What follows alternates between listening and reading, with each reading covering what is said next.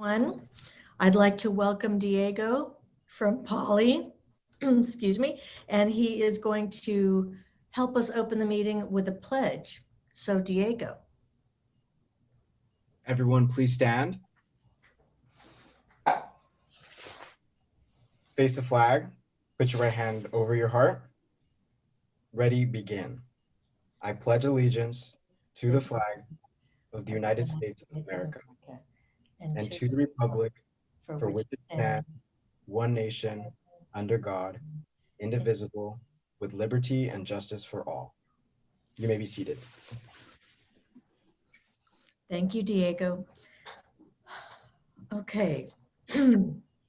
We are meeting remotely tonight and welcome all those who are participating by watching through YouTube. As a reminder, we welcome public comment and have provided a mechanism for you to make public comment by leaving voice messages to be played to the board and the public during our broadcast. If you wish to speak at a future meeting, please go to our public participation page on www.lbschools.net, which will give you more information about how to give public comment.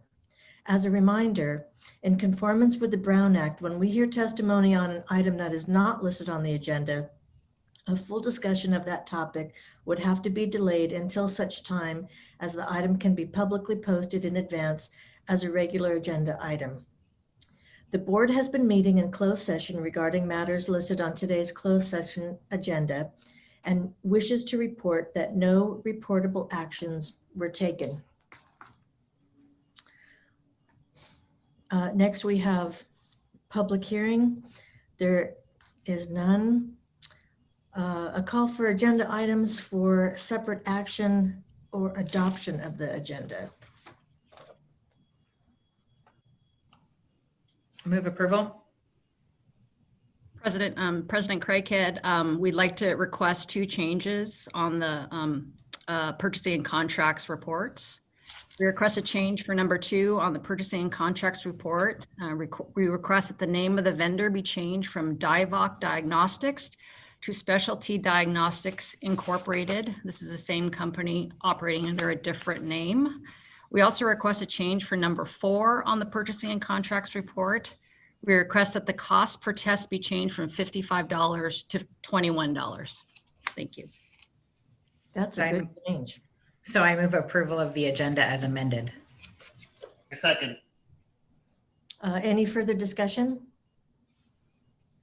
Okay, all in favor by roll call vote. Dr. Benitez? Aye. Ms. Kerr? Aye. Mr. Miller? Aye. Mr. Otto? Aye. And I vote aye. Hearing no opposition or abstentions, that passes 5-0. Approval of minutes. I move to approve. Move Second. approval. Discussion. I'll just thank Letitia for making the addition of the names for people who spoke and added their public testimony. Thank you for that. I know that's a new addition. Okay, all in favor by roll call vote. Dr. Benitez. Aye. Ms. Kerr. Aye. Mr. Miller. Aye. Mr. Otto. Aye. And I vote aye. So hearing no opposed or abstentions, that passes 5-0. And now I'd like to introduce our student board member, Diego, and he can help us with his last name and properly pronounce it for us. And Diego is from Poly. So Diego, this is your opportunity to give us a report. Sure. Thank you so much. Good evening, Superintendent Dr. Baker, board members, LBUSD staff, and all of our LBUSD families out there. Thank you for having me. This is truly an honor. My name is Diego Kagurabadza. I'm a senior at Long Beach Poly High School, and I'm here to represent our ASB as student body president. So we began the school year with a series of successful in-person registration events. Our ASB distributed schedules, textbooks, technology to all grade levels in a COVID-safe and socially distanced manner. Our Dean of Students, Mr. Schock, even managed to hold a brief student expectations assembly in our staff parking lot, which is aerated. And despite the virtual setting, we continue to provide our students with opportunities to serve the community. Through the fall, our Commissioner of Community Outreach, Rianne Ignacio, who now serves as my ASB secretary, organized our annual Thanksgiving food drive from home. With over 60 clubs participating, we received more than 1,000 canned goods from our students, which were promptly donated to the Long Beach Rescue Mission. This was actually 300 more cans than we collected last year in an in-person semester. So obviously our Jackrabbits are always prepared to provide support in the community. More recently, our international ambassadors, of which I also serve, has organized a clothing drive to provide inventory for our rabbit hole.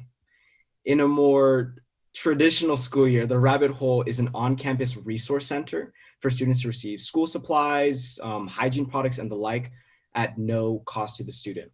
Our group has coordinated an effort to reach students with financial needs and will soon be able to distribute all requested items.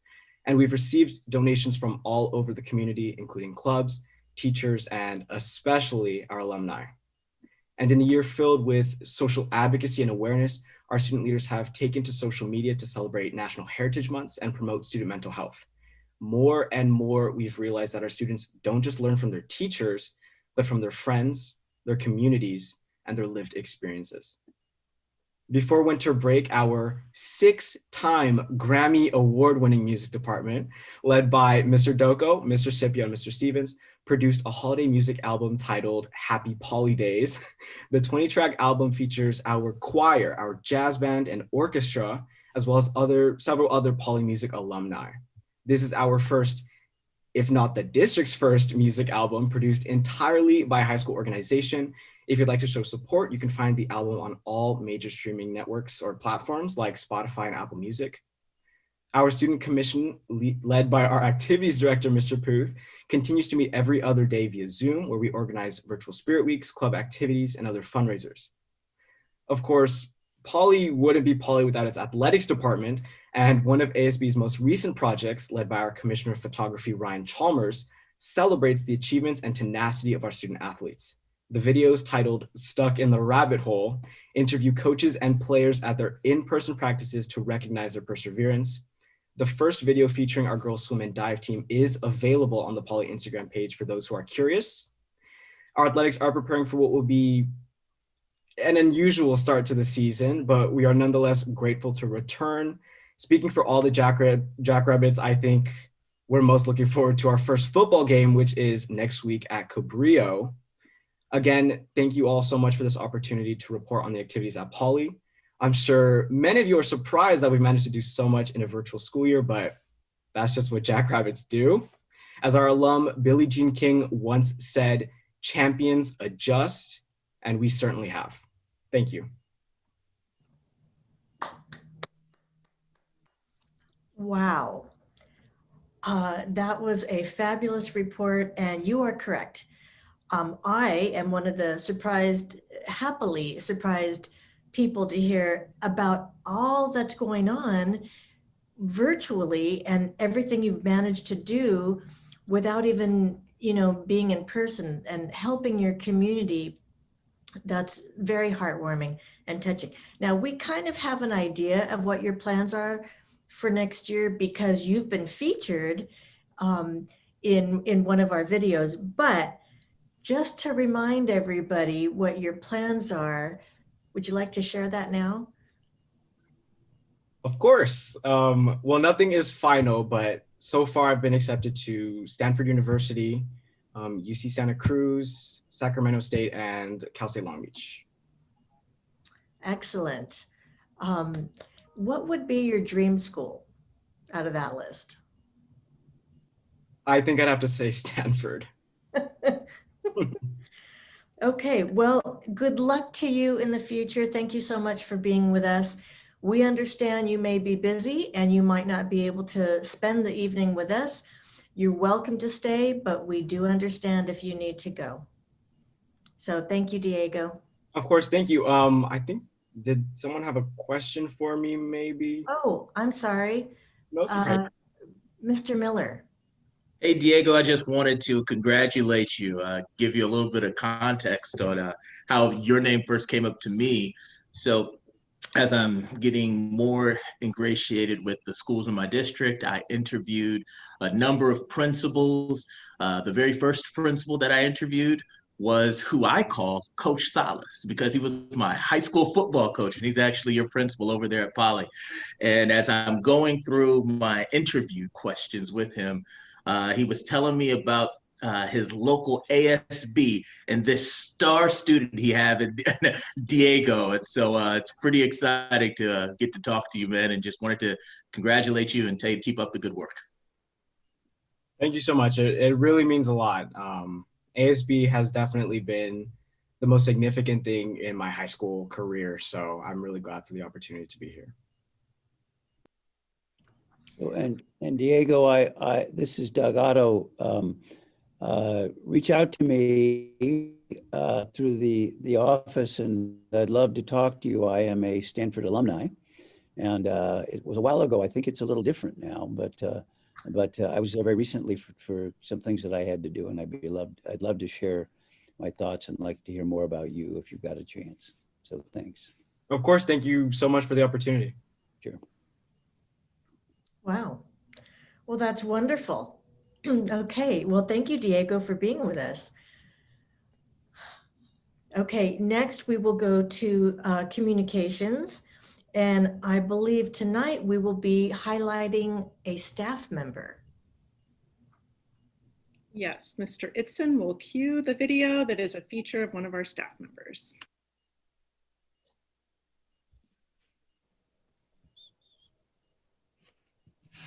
My name is Sam Keo. I am a parent coordinator for the Long Beach Unified School District.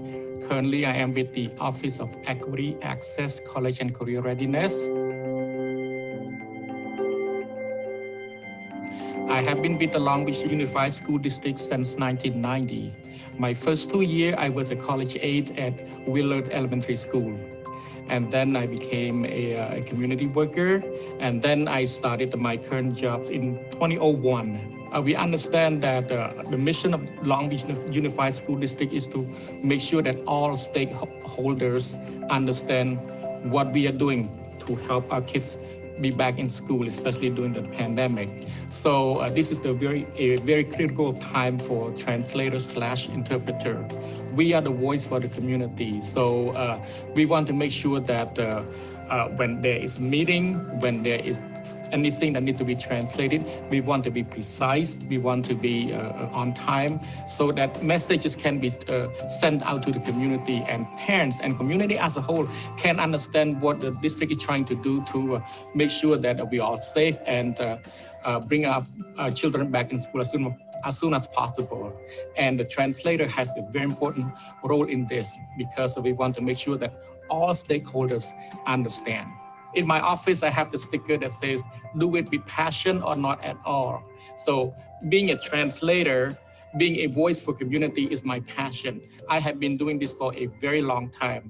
So I do my best. I do exactly what's being asked to do, because I want to make sure that our community here, our community receive the exact information that is coming from the school district. And again, all of this comes from my heart because of my passion.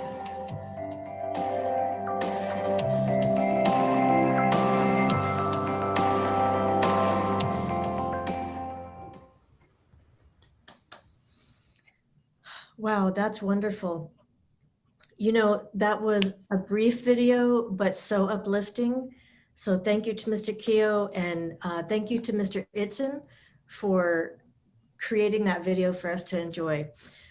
Since we are under communications, I forgot to mention at the top of the meeting that when we convene next time for our board workshops later this month, we will be meeting in person, and we will be conducting our meeting at Browning High School, and we have workshops slated for March 16th and 17th, and then our next board meeting March 17th. So we will be meeting in person at that time, and I just wanted to mention that before we go further on the agenda. Okay, so that brings us to public testimony on items listed on the agenda. So we're ready for that now.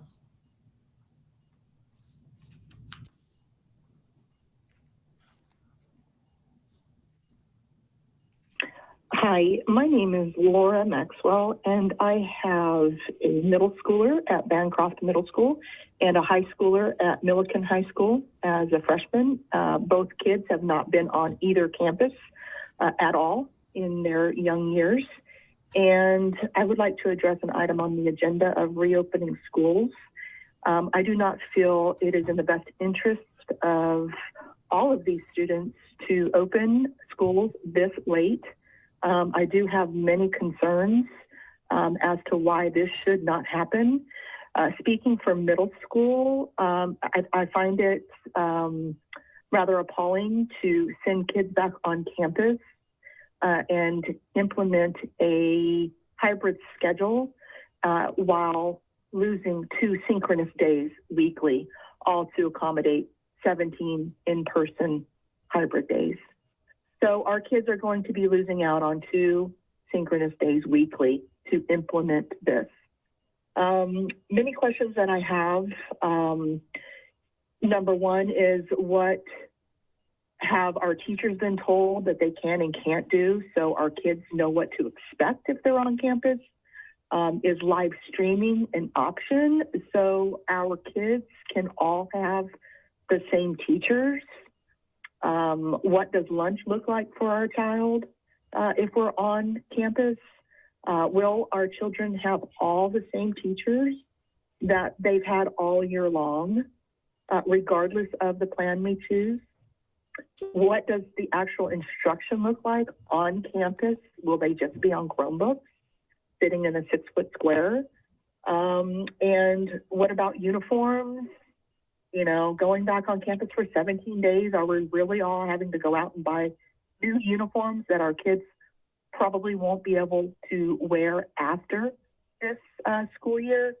And what happens if we do go online, or I'm sorry, what happens if we do go back on campus and it is absolutely misery for my child? What's the plan at that point? I look forward to these questions being addressed, and I thank you for your time. My name is Brenda Durnan, and I am commenting on agenda item 22 in the open session. I just finished reading about Governor Newsom's newest plan for the reopening of our schools. Almost every headline I have read states that a deal has been made. When we are dealing with the education of our youth and doing what is right for their mental health and well-being of all of our students, no deal should ever be made. Instead, we should be doing what we all know is right for our students and what is best for them, and that is bringing them back immediately to in-person school. Time and time again, we have been told to listen to the science. We have watched neighboring school districts successfully bring back all of their students to in-person learning with very little spread of COVID-19. The science says that in-person school is not only safe, but it is the best place for our students. Our teachers have now received the vaccines. Our district now has a solid plan to bring students back. It is past time for our district to do what is best for our youth. They need to start thinking about the mental health and well-being of all of our students. They need to be brought back, our students, to in-person school. Thank you. Good evening, LBUSD Board. My name is Suzanne Fleischman, and I'd like to comment on item 22 during the open session on March 3rd, 2021. I'd like to voice my continued support for the reopening of Long Beach schools.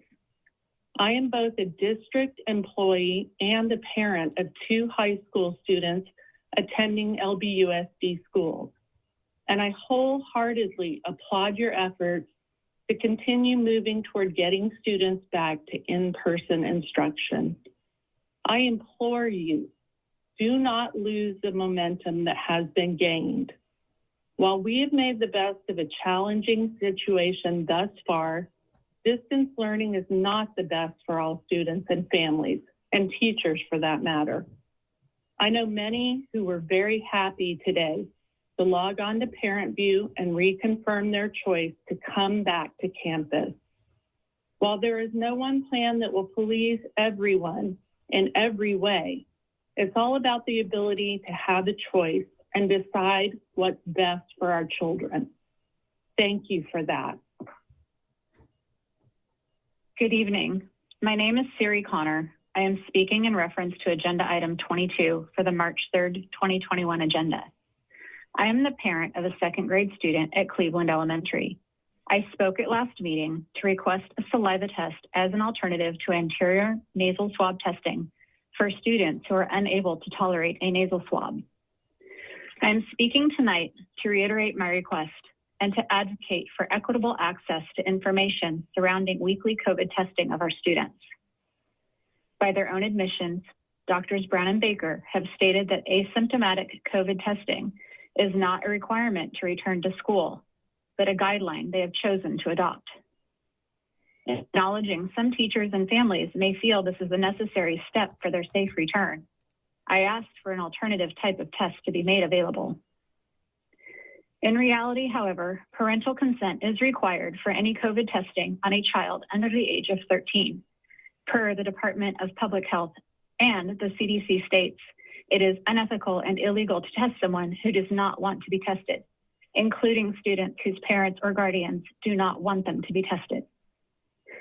I understand the return to school is complex, made more so by the myriad of thoughts and feelings about how and when it should occur. It can be easy to lose focus in that sea of complexities of who and what is important. To be an advocate is to lend a voice to the voiceless. Access to information should not only be for the voices that are heard, but for all the voices represented by them. I urge all involved to keep all stakeholders in focus moving forward, as choices can only be made when all information is presented. Thank you. My name is Teresa McKiernan. I want to address the reopening of schools. I am a parent. I have 2 students in the system, and every school board meeting, parents and students have been given a new date, pushed further and further back for when our students will be able to resume just a couple of days per week of in-person learning. And I know that this board has likely heard from some teachers who want to push back the hybrid option until the fall, saying it's not worth it to pursue this in the spring for a short period of time. And I want to urge you not to do that. Do not delay. Your responsibility is to students and to do what is in their best interest. Schools have been open around the country. They're open in our state private schools that applied for waivers, and schools in other states, large schools, urban schools, have been open under far less restrictive measures than we have here in California. We have study after study after study that has shown there has not been significant spread of COVID in schools. It's abundantly clear that it is safe to reopen schools. It is safe for students, and it is safe for teachers. It is safe for school staff. We also have countless studies and statistics that show the damage that the school closures have inflicted on students, from mental health struggles to learning losses. And those learning losses translate to negative health impacts that exceed any possible impact that they will have from COVID. And those learning losses can lead to issues that will shorten those students' life expectancy. This is serious impact that the closures are having on students. So please, I urge you, follow the science, put the politics aside, and do what's in students' best interest, and commit to providing them with an in-person learning option as soon as possible. Thank you. Agenda item number 22, school reopening. My name is Rebecca Stack. I'm a property owner and parent of a 9th grader at Milliken, 5th grader at Bircham. My opinion is that there should not be any other topic on this agenda other than the school's reopening as soon as possible at all levels. The health department thresholds have been met. You need to open the schools now. That is your one and only function, to educate our children. Do it now, not tomorrow, not next week, not next month. Hi, this is comment is for agenda item number 22 for the March 3rd, 2021 board meeting. Good evening, board members, Dr. Baker, and executive staff. My name is Amy Allen, and I am a teacher at Naples Elementary. Thank you for giving me the opportunity to speak with you again tonight regarding the urgency and importance of reopening our schools. On Monday, when my first graders and I were looking at the new March calendar, I asked them if they noticed anything. Our virtual calendar has a variety of images to represent important dates for the month. Someone said, I see a dolphin. I asked, well, what do you think it's for? Someone answered, is that when we get to come back to school? Yes, exactly. And everyone celebrated. My students, their families, and I are eagerly awaiting the return to school on March 29th.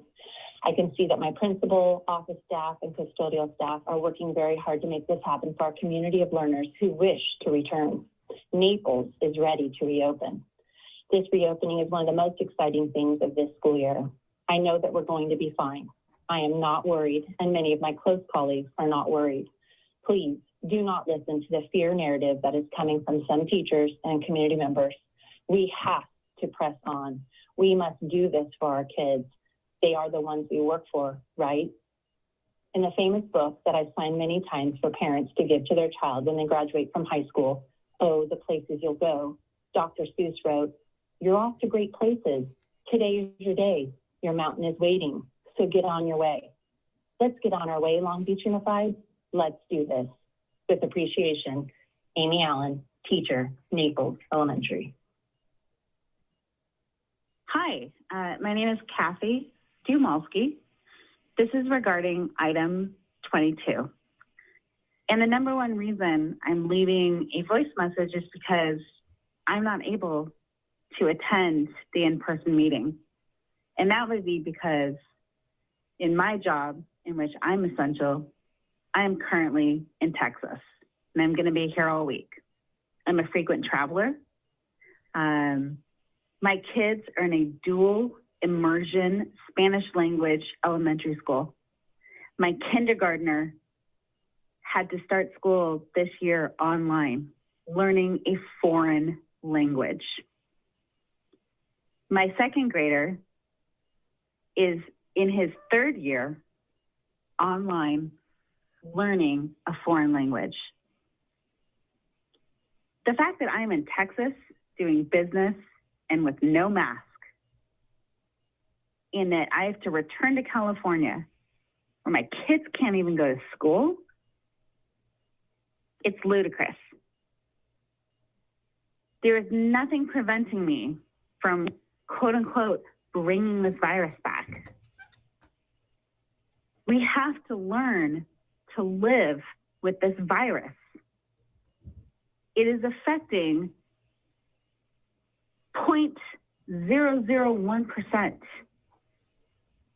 of our population. And we are sacrificing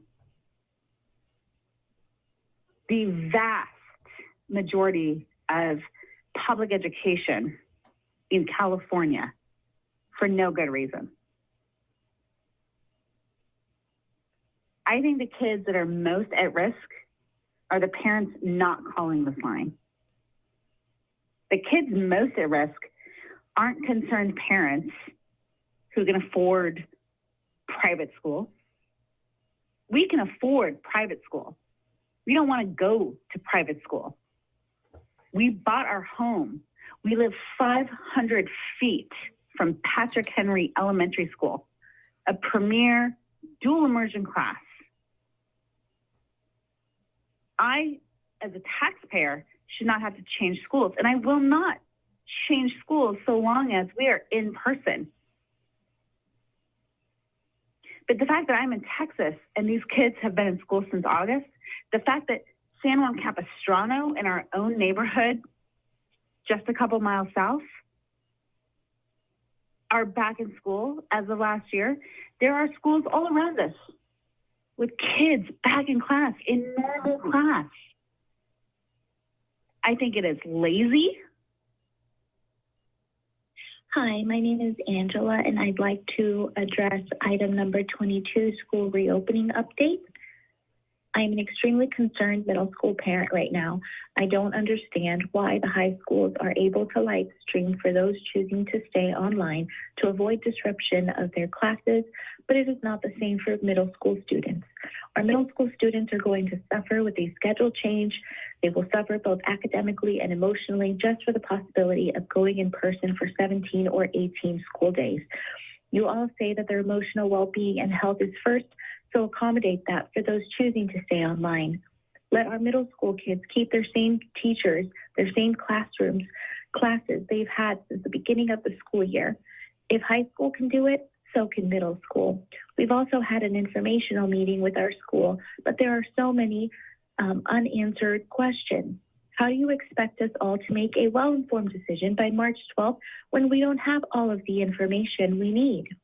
I'm asking that you please extend the deadline to allow for a fully informed decision and allow both in-person and online students to attend their same classes without any changes to their academic schedule. This is the most important thing, given that our kids have been going through so much since the beginning of this pandemic. Thank you. Hello, I'm speaking on agenda item 22, school reopening.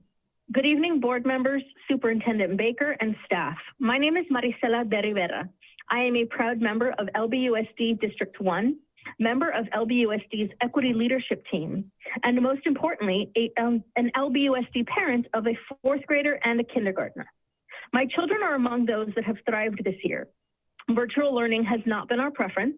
They both did better in person before the pandemic, but thanks to their truly exceptional teachers and the privilege of a stay-at-home parent, they have done far better than anyone can ask of children doing the impossible. My children will not be returning to in-person instruction because I do not believe it is in the best interest of the entire community, and because I believe in equity. There has been no equity in the development or implementation of LBUSD's reopening plan. There are children that do genuinely need in-person instruction right now. By not addressing needs versus wants, LBUSD has simply given in to the reopen at all costs crowd. Pardon. And that is incredibly disappointing. Children with IEPs, foster and unhoused children, those with very poor quality or no Wi-Fi, and the children of true essential workers should have been prioritized for return. They still should be. If we are going to claim we are a district seeking equity and justice, then we need to actually be a district that puts equity and justice into action. Not someday when we have a policy and all the planning has been done, right now. Dr. King was correct. The time is always right to do what is right. LBUSD's plan does not do right by children historically left at a disadvantage, but there is still time. I urge the board to direct staff to take equity into account and create tiers for reopening, like there are for vaccination. Thank you for your time. My name is David Pulitzer. I'm wanting to comment on the open session item number 22 with reopening schools. And I would like to request that the board continue moving forward with opening schools, ideally sooner than the postponed date, pushing us back to the end of March, knowing that we are clear to open schools. And now that we've moved into the red tier, we're definitely clear to open schools, but there shouldn't be a reason why we're waiting. I'm not requesting that we open schools for all students, but we definitely make it available for those students and families that feel their children will perform better with in-person learning, understanding that it'll initially only be a hybrid model. Would also like clarification from the board with respect to forcing nose swabs on a weekly basis. The CDC has put out that that is not a necessary action to take. And I know there are children out there, especially one of mine, based on their needs, that will be an issue. So again, I'm calling to request that the board continue plans with reopening for those students and families that want to come back to school in some type of model, the hybrid model, and that we push that forward because we should be able to open sooner, knowing that the board has put in plans and measures going back to March of last year. There shouldn't be any issues that would hold that back, and allow our youngsters who are struggling and falling behind because of not being in school to be able to start to progress and finally feel like a normal child again. Schools have been open in California and in other states successfully without outbreaks. So there is no reason to stop us from opening. Thank you for your time. Bye.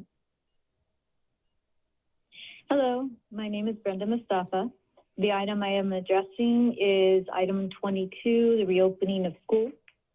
This is for the session for Wednesday, March 3rd, Long Beach Unified School District Board meeting. Please reopen schools. Now that school staff and teachers have had the opportunity to get vaccinated and the schools have had the time to plan, set up protocols, and make purchases, it's time to reopen in a hybrid model. I have been teaching middle school in a hybrid model since October. To me, it's evident that the kids want to be in school. They want to discuss, they want to ask questions, they want clarification, they want social interaction. They are willing to have their temperatures checked, to wear masks, to hand sanitize, and to wipe their desks with disinfectant wipes. Learning at home is not always an environment conducive to learning. My own high school son is tired of being in what he calls a box. He asks me regularly, is it too much to be in a classroom? Not all students are successful with asynchronous learning. And in the high schools, oftentimes the in-person, the virtual learning, it's still asynchronous. Some students, like my son, are struggling. They are no longer motivated, they're depressed. Please reopen the schools in a hybrid model. Yes, it will be hard for teachers. Yes, it will be different. Yes, there will be learning, there will be a learning curve, but these students need a glimmer of hope. Thank you. Hi, my name is Michelle. I live in District 5. I'm commenting on item 20, public testimony on items listed on the agenda because I'm talking about item 26, equity policy development. I'm a mom of 3. I'm a college educator, previously taught at Cal State Long Beach for almost a decade. I'm currently working at a community college on the tenure track. I've been an online educator for 12 years now, and I am extremely disheartened to see the way that LBUSD has addressed the equity issues that are connected to online learning. I have spent hundreds of dollars going to conferences to learn about equity online, accessibility, diversity, inclusion, and this isn't to toot my own horn. It's to point out that it takes a lot of training and a lot of time to teach online. Simply throwing Long Beach teachers online with a week's notice, very little training, and no expert trainers within the entire district led to problems that were completely preventable. If it's predictable, it's preventable. And having kindergartners and first graders and small children online for upwards of 6 hours a day is something that has not been replicated in other districts. Speaking of, other districts addressing equity have allowed their disabled students and students with IEPs or who needed assessments to come in person. In fact, in Cypress, just 10 minutes away from where I live, they have had their students in person for all disabled services since the very beginning of the pandemic, a year ago. I couldn't even get my daughter's speech assessment done. I was told to fill out a form and wait until there was in person. Since then, we've left the district, all 3 of my children. I am completely irritated at our board. You want to talk about equity? The board needs to take its power back from the superintendent. The board was elected by us, the voters. That's democracy. And to give all of the power over to someone that works for them is not what we voted for. Take your power back. It's not an emergency anymore. The vaccines are available. If you want equity, we need 5 people looking at this issue from different perspectives, representing different parts of our city. That's why we have district elected representatives. Thank you so much. I'd like to address agenda item number 22, school reopening update. Dear School Board and Superintendent Baker, I'm calling to encourage you to wait to reopen schools until the fall. as the current plan will surely cause more stress on our students and teachers than it does help. If we want to return to a more normal-looking school year by the fall, let's give everyone in the community, spouses of teachers, all the parents and guardians, even high school students, a chance to get the vaccine this summer. We are at a crossroads, and we know that COVID can actually be harmful to children, specifically to their hearts, even healthy ones. Why are we taking this great risk when we are so close to getting the general population vaccinated? I also know many parents find the current plan to reopen very inequitable. Why is it a good idea to have many young children switch to new teachers with only 2 months left of school? It will be like starting at the very beginning of the school year after the children have all finally adapted to their teachers and friends. And why are we taking away the valuable student-teacher instruction time? I calculated that my 5th grader will lose over 120 hours of instruction time in the remaining 2.5 months of school. Can you explain how that is helpful to any of our students? And what are we trading this for? So students can see some friends again in a very strict, controlled environment. The in-person model is in no way better or an improvement on pedagogy. And also, let's face the facts. The wealthier schools have about 80% of students going back in person, while lower income areas have a much lower percentage of students going back. That creates an even greater divide. Many families are not able to swing the 2.5 hours of day of school if they work full time. And a lot of families who have already had family members die of COVID, it is a life or death choice for the kids to return to school. We need to think more of our greater community and not choose individualism over human life. Let's be patient and start fresh for the fall when more families can be safe in school. Thank you. Deanna Auger, addressing item 22. I currently have a 2nd grader at Cubberley Elementary. It is imperative that our children go back to school as soon as possible. Their physical, emotional, and mental well-being is at stake here. Schools across the state are opening up. Most have been hybrid for months already. Cypress School District, which isn't far from ours, is open 5 days a week for full-day in-person instruction. We're losing students to homeschooling, charters, and other districts because distance learning is not an adequate substitution for in-person learning. Please provide evidence that our children in distance learning are developing equally in comparison to in-person instruction. Studies are showing a low rate of transmission within the school setting when precautions are taken. I'd be more than happy to forward these articles for you to read. Our children need to go back to school, and our children have suffered enough over this past year. Thank you. Good evening, board members. My name is Amber Vera Mendoza, and I'm speaking on agenda item 22 with school reopening. I'm a proud parent of a 1st grader and a 3rd grader at LBUSD. I know there are no solutions that will appease everyone, and there are many families who are facing very real and difficult challenges these times. I've yet to talk to any parent, guardian, or educator who does not want their kids back in school. However, there are many concerns and vital issues we still have not heard the board or the superintendent address.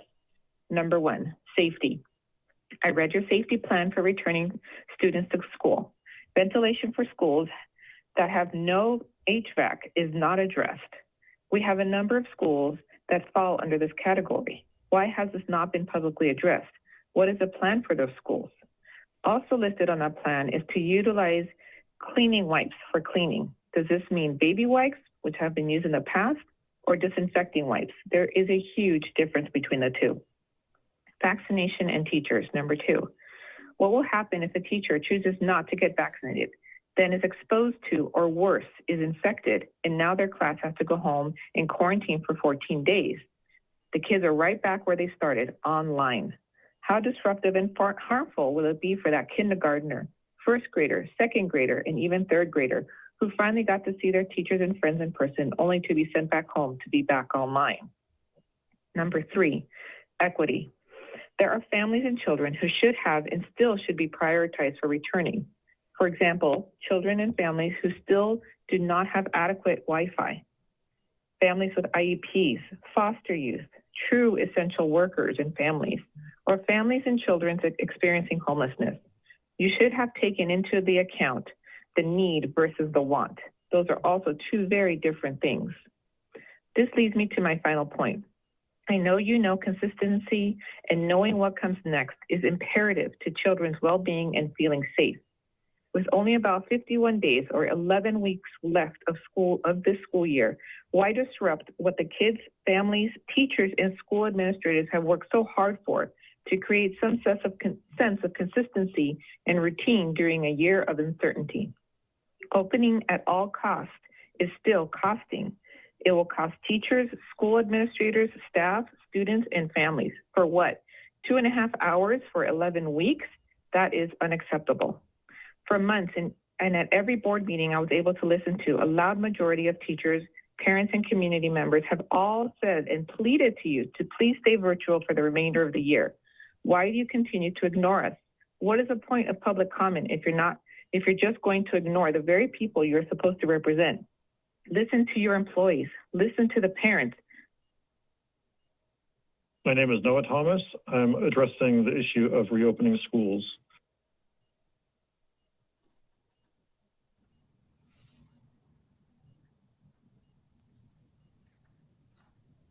Is that all we had time for? Yes, we are up to the 30 minutes.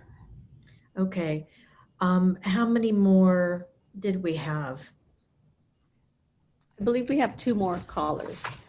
2 more.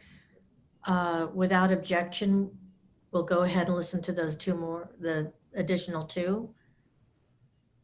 Sounds good, Madam President. Okay. Please consider waiting to reopen for in-person learning until the fall when we have had a chance to vaccinate more of our community. There are multiple problems with reopening schools right now. Many classrooms are inadequately ventilated. Teachers are not fully vaccinated. Students can transmit COVID to others and pass it to their families who are not vaccinated. On top of this, what is the purpose of reopening at this time? We've calculated that our elementary kids will receive about 100 fewer hours of in-person instruction with their teachers because of the reduced schedule.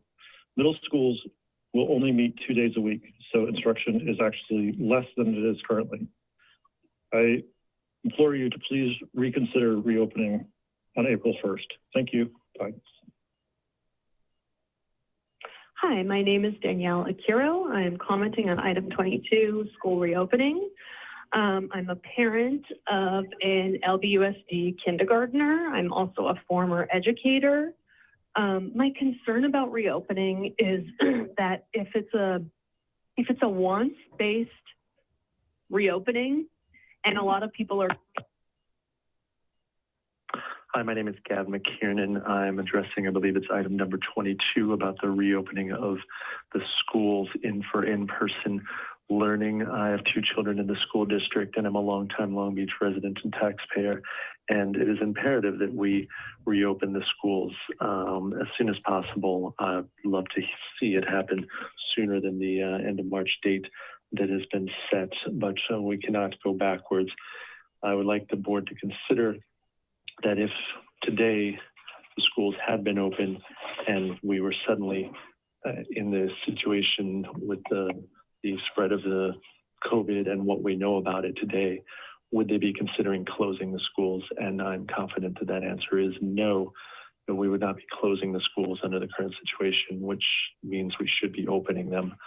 Also know that the online and distance learning is not working for many, many students, and the impact of that in depression, suicide, any number of other negative impacts is huge and far, far outweighs the impact of possibly some people getting sick, while at the same time, the impact of possible sickness is minor at best based on what we know about the lack of community spread in other school districts around the country.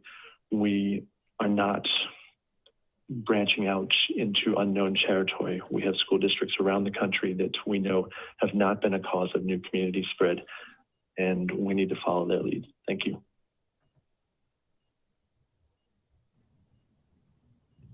That was all of them now. Okay, thank you. So now we move to public testimony on items not listed on the agenda.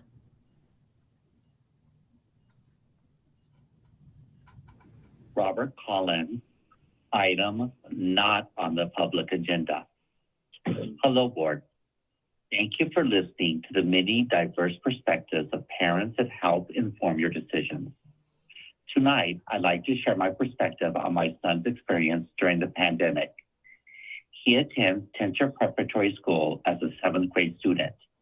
He has received a quality education both last spring and this school year. His teachers are kind and mostly reasonable in the work they assign. I'm a retired teacher who has been able to stay home to monitor and assist him with his schoolwork. He often needs help. As a parent and former teacher, there have been several times that as I helped my son with his work, I got an uncomfortable feeling. This feeling was not about my son, but about me wondering how students with limited resources would handle the assignment. Recently, I got that feeling when Tincher's math department decided to increase the amount quizzes contributed to grades by 10%. I understand the change was within district policy, but wonder how this change would affect students already struggling. Will more students now fail? I asked if the math department had done any analysis of how this new grading policy would have affected students' math grades first semester. There was no interest in answering my question. This same week, I got the feeling when a teacher assigned homework that took my son a very long time to complete with assistance. How were students doing with less resources? The same week again, the teacher gave an assignment that my son, even with my assistance, was not able to complete. How were students doing with less resources? Yesterday, my son spent over 3 hours studying for the test in this class. Again, how are students doing with less resources? There's an abundance of evidence that shows that kids are mostly affected by the pandemic, come from protected classes, and many of these children come from low-income households. The pandemic did not create these inequities our children face, but have exacerbated them. Why are we doing things to increase these inequities? Let's not pretend the pandemic is over until it's over. Let's mitigate all the factors of the pandemic that we can, particularly for students with less privileges, so that all our students can succeed. Marcy Rousas, item that is not on the agenda. Dear board members and executive staff, I've proudly served as a psychologist in the Long Beach Unified School District for 27 years. I'm here today to express my concern about the results of a recent vote conducted by TALB for the psychologists to indicate whether they show support for being represented members of TALB. TALB provided the psychologists with frequently asked questions in writing where they stated that a 2/3 majority would be needed to demonstrate support. This same statement was also provided in informational sessions hosted by TALB, yet they changed to a 51% majority, with many of us only finding this out when the results of the vote were provided. How is this allowed? There were also discrepancies in the number of people who were eligible to vote versus the number of ballots that were sent out. It wasn't clear who was eligible to vote in terms of the type of contract you have, or if you do not have a contract and work hourly. Nonetheless, a larger number of ballots than the number of psychologists we have on staff were sent out according to the results from the Simply Voting Company. We have no idea who received a ballot. How can we trust this vote as being legitimate? TALB promised that the process would be transparent. However, the process was not clear in many aspects. I didn't find out that the voting was happening until the day before. Some of my colleagues didn't know at all. Who was eligible to vote was never clearly defined. The terms for reaching a majority changed. None of this important information to help make a decision that could completely change how we do things was reported to us by TALB in a transparent way. For these reasons, I'm asking that the board does not accept the vote as a demonstration of support for the psychologists to be recognized as part of TALB. Thank you for your time and attention. Hello, my name is Brian Hannon. I would like to bring your attention to, I guess it would be item number 21, items not on the agenda for tonight's meeting, March 3rd, 2021. I have two students who have been in Long Beach Unified. I had a son graduate last year from Milliken High School, and I currently have a sophomore at Milliken. I'm concerned about the grading policy that Long Beach Unified and Milliken have either adopted or not adopted regarding distance learning. My sophomore has had issues this year with his grades. He's never had issues in the past. He's always been a good student. And he is struggling due to distance learning, due to not being able to be on campus physically, interact with his peers, and interact with his teachers. I've spoken with his teachers this year, and I've also spoken with his counselor at Milliken and the assistant principal. I don't believe that he's being properly supported by the district or by the school in general. His teachers have been wonderful. However, I don't think that the teachers have been given guidance by the school district on how to grade properly or assess students this year. At any rate, I have expressed my concerns to the teachers, to the counselor, and to the assistant principal, Ms. Filer at Milliken. I've also sent an email directly to Mr. Vega, who's the principal, and to the people in the district office. I sent a copy to Dr. Baker and Edward Samuels on an email. I'm really concerned because Mr. Vega, who I sent an email to nearly 2 weeks ago, has never responded to me. Not even a courtesy email back that he received the email and someone else will handle it. Dr. Baker has not responded, nor has Edward Samuels. So my concerns are in the email regarding grading. And Robbie Allison, item number 22, public testimony on items not listed on the agenda.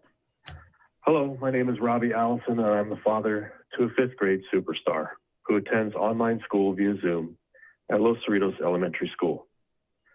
I have spoken before this board previously, and it is clear that I need to go in another direction with my testimony. I am recording this message for our kids. Over the past year, through all of this, what seems to be useless dialogue, a voice for our children is largely missing. We have unions speaking on behalf of our teachers, and it seems to me that we need a stronger voice for whom decisions are made, our kids. So on that note, for every listening parent who has a child in online school or any variation thereof, this is for your champion. When I think of the word bravery, I think of our soldiers in the military fighting for our freedoms. I think of outspoken leaders who express beliefs no matter the consequence. But now I think of you, the students of online learning who are heroes to me, the students who are ripped away from their friends, their school, and their normal everyday life. Over the past year, not much has changed for you. A temporary change seems to be never ending, yet you carry on. And even though some have lost the battle, they fought it with all their might.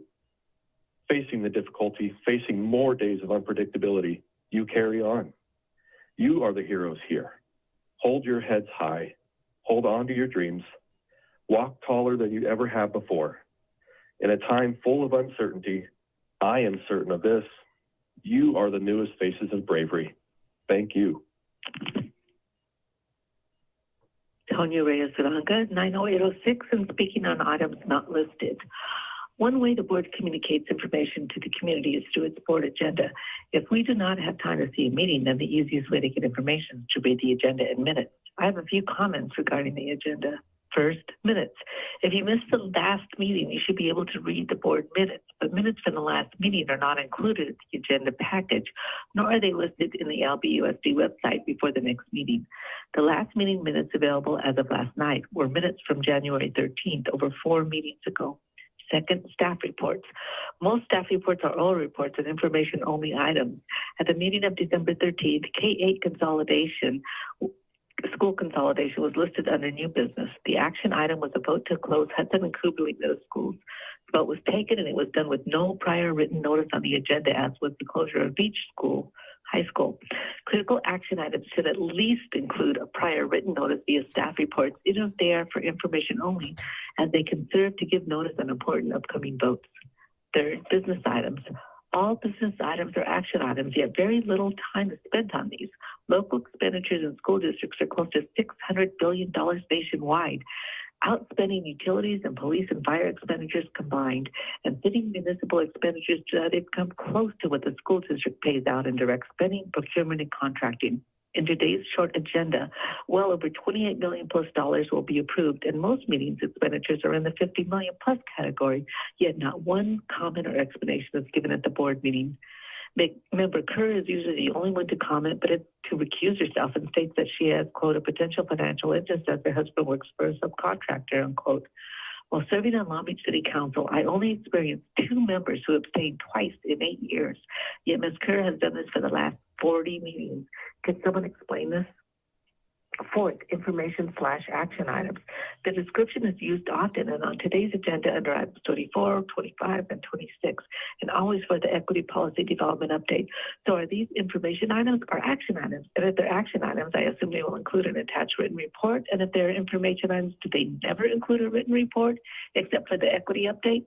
Fifth, my pet peeves, attachments are not numbered and the website only allows access to 3 years of agenda and minutes. I hope you are considering changes to the agenda, and any changes you make should be for the benefit of increasing transparency. I want to thank the parents who are at every board meeting they watch for the rest of us, grandparents, foster parents, guardians, and busy moms and dads. These involved parents are at every meeting. They send out reminders, announcements, and calls to action when needed. I want to thank them for their efforts, which at times are more informative than the agenda itself. Thank you.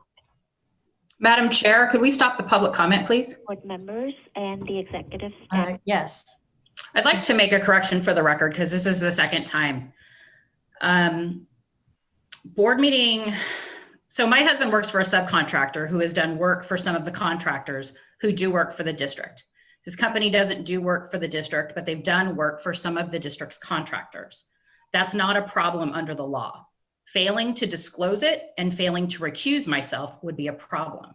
To suggest that my steering clear of any decisions or discussions related to these contracts is somehow improper and simply false.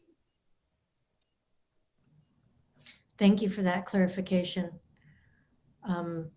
We can now resume with the public comment not listed on the agenda. My name is Catherine Lee, and I have been working as a school psychologist with our district for the past 20 years. I am calling in regard to the issues of psychologists being unionized into TALP at the board meeting on Wednesday, March 3rd. I'm very concerned due to the fact that TALP was not transparent regarding its voting process. Not all psychologists were given the opportunity to vote, as well as the eligibility status of psychologists voting was also questionable. Most importantly, the 2/3 majority of interest was not achieved as initially presented by TALP. I am very concerned to be represented by an organization that I can't place my trust upon. I appreciate your consideration into this very important matter and ask that you put a halt into the process of unionization of psychologists as a representative class. Thank you for all your time. Good morning, board members and executive staff. This message is applicable to session on said date, March 3rd, 2021. My name is Shelley Cassidy, and I'm proud to say this is my 22nd year working as a school psychologist in LBUSD. Over the years, the topic of joining TALB has surfaced several times, but the majority of my colleagues, myself included, believed that we were cared for in a way that allowed us professionalism to effectively do our jobs. This isn't without saying that during the 22 years that having fewer and fewer colleagues spread across multiple sites was ever ideal. However, we understood it to be part of our state's economic and district budget. The current division that has resulted between our colleagues from the recent vote to join TALB has left those of us who are not in favor with many unanswered questions that beg the legitimacy of these results. For instance, why and when was the required 2/3 majority, or 66%, changed to a simple 51% majority? I am one who discovered this blatant discrepancy the day I received the results of the election in a congratulatory email from TALB. This was never shared by TALB or any of the proponents of union representation, which is akin to voter suppression and presents the antithesis of fair and free elections. In fact, there are at least 2 written indicators of the 2/3 majority and how any percentage otherwise would not be in TALB's interest to include our group due to not having a large enough consensus. There appear to be 54 LBUSD school psychologists, yet the TALB voting documentation provided to the group notes that 67 people were eligible to vote. This is very confusing and is creating speculation that some people who voted are ineligible due to their contract specification as substitutes or temporary employees. We are requesting full disclosure of who voted and who TALB considers eligible to vote. This is especially because to consider the results of only 29 colleagues who are in favor of joining TALB only represents a mere 43% of our group. In this political climate, please know that I share many of the progressive political causes that unions, like TALB, support, and I am not seeking relief from this body based on any anti-union sentiment. Instead, this is what I believe to be a flawed and undermined vote for representation that was seemingly capitalized on during a global pandemic. I truly appreciate your time and consideration to this extremely important matter and value the opportunity to express my concern about the conduct of this election for union representation, as well as my desire to not be part of the represented class. Geraldine Tatum, LBUSD parent, zip code 90810, non-agendized item. Good afternoon, LBUSD board and administrative staff. I would like to begin by acknowledging my child's first grade teacher, Ms. Yuko.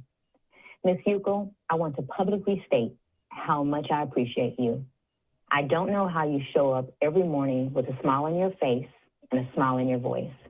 This pandemic has taken a toll on many of us, yet for me and my child, you are sunlight on our darkest days.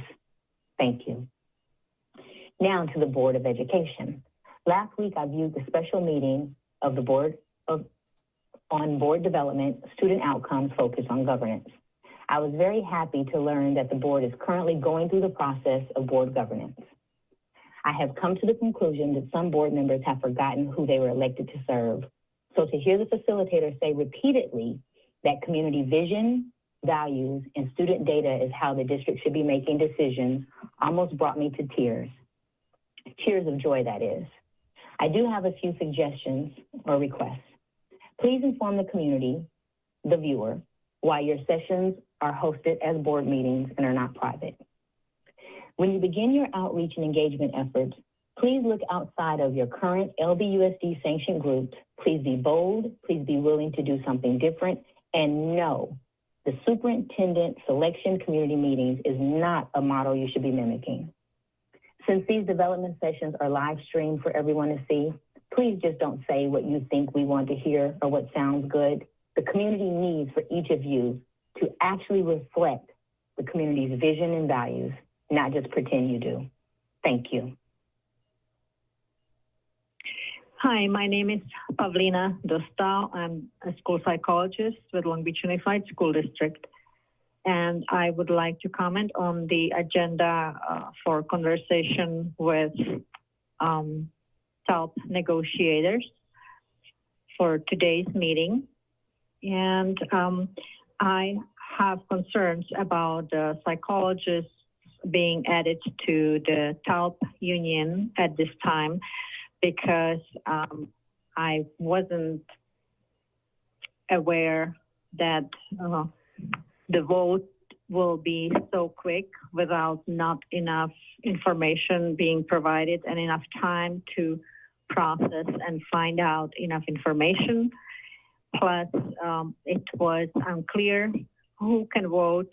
Me personally, I am an hourly psychologist on the staff, and I'm not even sure still whether I am eligible to vote or not. Good morning, board members and executive staff. My name is Talitha Villegas, and I am proud to say that this is my 15th year working as a school psychologist in Long Beach Unified School District. I would say over the years, there has been talk of joining TALB. It was, I would say, more or less a surface conversation at times. But it never really came to fruition in terms of even a group discussion within our group. And we pretty much understood that due to our state economic and district budgets, that fewer colleagues that were being spread thin, that this would be somewhat of a concern. But the discussion that TALB would be able to advocate for the things that we need as a school psychologist was understood that it was not something that would be addressed with TALB, but more or less through our national and state association. My concern regarding the voting, though, was that TALB was not transparent with the process and did not stick to the voting majority that was expressed in their meetings and in writing, which feels deceptive. And it brings into question whether we can trust an organization that would be deceptive in terms of what the voting process was expressed to be, but was not held to that standard. A 2/3 vote was not reached, and I myself is questioning the voters' eligibility status. There appears to be 54 school psychologists in Long Beach Unified School District, yet the night that we saw the voting results, it showed that 67 people were eligible to vote, which is very confusing and has caused a lot of confusion amongst us as a group, as well as division in our group. And it has created speculation that some people who voted are not eligible due to their contract. And we are requesting full disclosure of who voted and who TALB considers eligible to vote. This is especially because to consider the results of only 29 colleagues who are in favor of joining TALB only represents a mere 43% of our group. I would say, as most of us feel, that in this political climate, we do share as a group, majority as a group, the progressive. Hi, my name is Everett Groff, school psychologist in Long Beach Unified School District. And I just want to share my disappointment with the TALB vote for the psychologists joining the union. I did not get to vote, and I don't think that was fair. I hope this is addressed at the meeting. Thank you. Bye. Hi, this is Dr. Friedoff, psychologist with the district. I was calling to express concern regarding our group joining TALB, particularly in terms of how the informational and voting process lack both clarity and transparency. I agree that having a voice is important, but it is disconcerting to have an organization representing us who has not demonstrated due diligence in even making sure our group was informed about the process, when the vote was taking place, and how they could support us. In fact, the exact opposite seems to have occurred and has created a great deal of mistrust and concern. For example, there are a minimum of 27 in our group, which is approximately half of us, who are requesting not to be part of the represented class. However, the union's vote results show only 18, illustrating the way in which they manage the voting process, excluded many in our group, and does not represent a majority. I would like to ask if the board to consider declining the recognition of school psychologists as a represented class, or at least a temporary halt until actions can be taken to address concerns. I thank you so much for your time and consideration in this matter. Thank you. Bye. My name is Mariela Salgado, and I'd like to speak on a non-agendized item. Dear board members, district, and reopening parents, I'd like to say a few things. First, I wasn't ready to send my youngest back to school. But because most of her classmates made the choice to be in person, I was left with either lose her teacher or choose in person. My youngest loves her teacher. It will be a logistical nightmare for us with 2 kids, one in person, one online. Ready or not, we're in person. We aren't doctors or teachers or grocery workers. We own a small business, so we wait. I get it. I am too eager to see my kindergartner be in the classroom. But for me to say yes to reopen and in person completely ignores the importance of the 7,000 students who went missing at the beginning of the school year. The thousands of students who are struggling and need help. If we haven't gotten that right, what does this reopening mean for them moving forward? This virus has disproportionately impacted our Black, Brown, and Cambodian communities. To push to reopen without vehemently asking the district to address the disproportionate impact on kids of color is ignoring all the data and inequities this district, city, and many of our Long Beach neighbors are experiencing.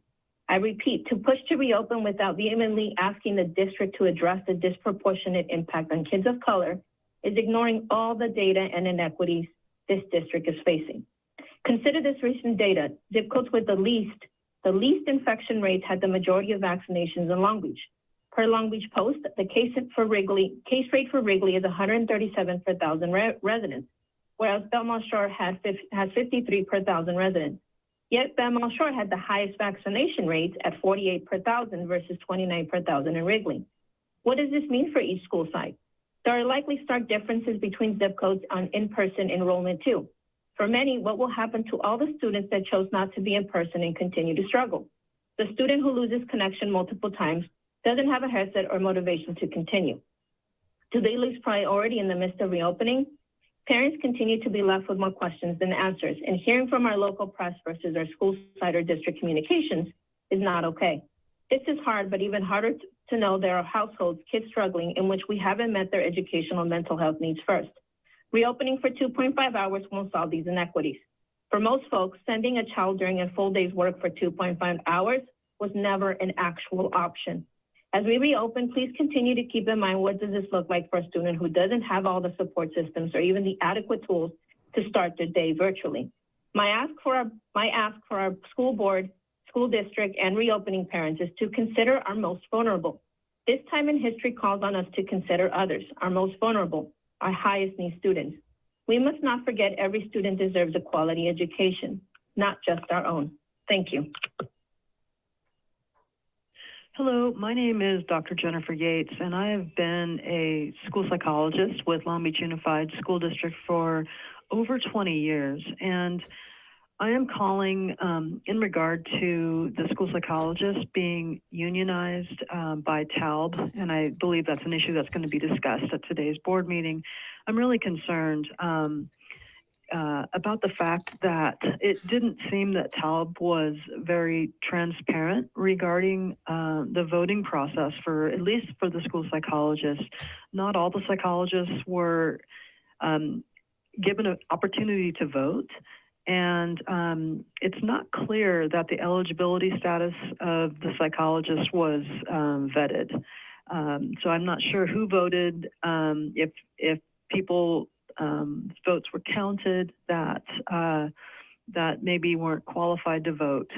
The biggest issue for me is that I had read that there was a 2/3 majority that had to be achieved in order for TALB to represent the school psychologists. And from what I understand, after I voted, I received an email stating that TALB had changed the requirement to 51% instead of 2/3 majority. And I got that email at the same time that I learned that we were going to be represented by TALB. I'm just very concerned in general. I don't feel that TALB has been transparent, and I don't feel that this is necessarily a group that I want to be a part of or that I can trust, given how this vote went. I appreciate your consideration into looking into this, and I'm hoping that you'll be able to stop and review this process. Thank you so much for your consideration. Bye-bye. Good morning, board members and executive staff. My name is Joanna Singman, and I've been working in the LBUSD as a school psychologist for 9 years after doing both my practicum and internship hours here. I'm sad to see the division that has been caused in our group by our recent vote regarding TALB representation. I'm contesting the results of this vote for many reasons. First of all, why and when was the required 2/3 majority reduced to a simple 51% majority? I only discovered this change the day I received the results of the election in an email from Veronica Castillo of TALB. This was not shared by TALB or any of the proponents of union representation. Secondly, there are 54 LBUSD school psychologists, yet the TALB voting documentation provided to the group indicates that 67 people were eligible to vote.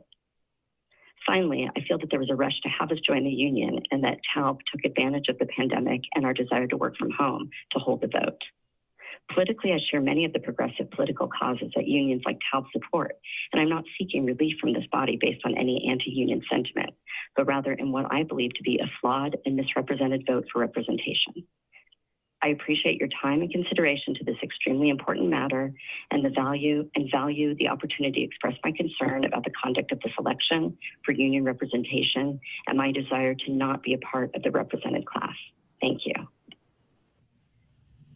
We have reached the 30 minutes, Madam President. Thank you. And are there more phone messages? We have 2 more. We have 2 more. Well, see, if there's no objection, we'll go ahead and do the 2 more. I'm looking around, I'm getting the okay. Thank you. Yes, 2 more. You allowed 2 on the first one. You better Hello, my name is Mary Williams. I work as a school psychologist in Long Beach Unified School District, and school psychologists were recently involved in a vote whether or not to join TALB. It seems as though there was some confusion for some people. I personally voted no against it, but I also thought there was a 2/3 majority by which the vote would need to pass for school psychologists to be part of TALB. Then I was notified later that it was 51%, and that was after I had placed my vote. I was a bit confused about the shift and the change. Also, I did not feel that I was fully informed as far as pros and cons and so forth. I realize it has been really targeting or more for teachers per se, but I did not feel like I was fully informed as far as the advantages of the position that I hold as a school psychologist. So I just wanted to add that to my input. I know there are several people who felt as though they did not have full information and would either like to have a revote or something of that sort. Thank you very much. Thank you very much. Again, my name is Mary Williams. It is Wednesday, March 3rd, 2021. Dear board members and executive staff, my name is Cynthia Stansberry, and I have been a psychologist with Long Beach Unified School District for 20 years. I'm concerned about the voting process to unionize school psychologists in Long Beach. Although I was afforded the opportunity to vote, because the process was not transparent, not all of my colleagues were afforded the same opportunity. There are concerns about who was actually eligible to vote, how many ballots went out versus how many eligible sites there are, and concerns about TALB's frequently changing scenarios about what majority would be needed to indicate support. Please do not accept this vote as an indicator that the majority of psychologists are on board to be a part of TALB. Thank you for your time. Goodbye. So that is all of them. Thank you. Dr. Baker. Yes, thank you. I just want to make a point of clarification for the Board of Education that we are aware of the concerns that have been expressed by a number of psychologists tonight. We are in receipt of their written statements about their concerns, and we will be working to address those concerns with the Teachers Association of Long Beach. Thank you. Okay, next on the agenda, we have the staff report. So again, Dr. Baker. Thank you, Mrs. Craighead. So I am going to build on the reopening of schools update that we did on February 17th and continue the conversation about our plans for reopening. I want to affirm the dates that have been put out to the community as the beginning of phasing in on March 29th. That is for families that chose the in-person learning for their students, and those that chose online will continue in the online program. This is good news for us, especially as the COVID case rates in our local community have decreased significantly, and we expect in the next couple of weeks to be entering the red tier. Tonight's presentation includes several aspects to it. I'm going to address some of the fiscal aspects. We are going to talk about the submission of the required documents to the health department, communication that's going out to elementary families tomorrow, the middle school instructional program, and the opportunity for us to talk about the visits that have gone on at sites this week to view school readiness from the perspective of board members and from staff. And so I'll get started. As many of you read in the news, there was a deal reached by the governor and legislature that was announced on Monday, March 1st, just this week. That was after a couple of months of negotiations. They landed on several different really important aspects of the return to school. So I just want to make 2 points of clarification as we talk about the reopening of schools tonight. The first is that school districts that return to in-person instruction by April 1st for TK through 5 children and with cohorts of vulnerable students are eligible to apply for a significant grant opportunity by the state. Long Beach Unified stands to apply for $23.5 million to support in-person instruction in the months ahead. And so because we are on schedule with our March 29th phase-in date for TK through 5th grade students, we will be eligible to apply for the in-person instruction grants that are being offered by the state. Secondly, there's a significant other grant, a learning recovery, also called expanded learning grant, that the district will be eligible for, which includes up to $55 million for our district for extended learning opportunities, for professional development, to address the needs of the social emotional needs of students. And I'll just point out that in that opportunity, 85% of those funds will need to be spent for in-person opportunities for students in the form of counseling and learning opportunities and enrichment. In that learning recovery expanded learning, a plan is due to the Board of Education by June 1st. So that is not being rushed. There is an opportunity for us to, in addition to going through our LCAP engagement process, we will also be going through a process of developing a plan for learning recovery and expanded learning. That plan will come to the board by June 1st, and we will have those funds to spend all the way through August of 2022. You'll hear more about that, but tonight's focus when you hear from Ms. Takahashi and Renee Arcus will be on the second interim report, but we wanted you to have at least a bit of information about the deal that was reached this week to think about as we talk about our reopening. And so with that in mind, I'm going to pass to Dr. Brown, who's going to talk about the submission of required documents for reopening. Good evening. Thank you for the opportunity. I'm proud to report that on Monday, March 1st, we submitted the 2 required documents that are a part of the guidance checklist to the Long Beach Health Department.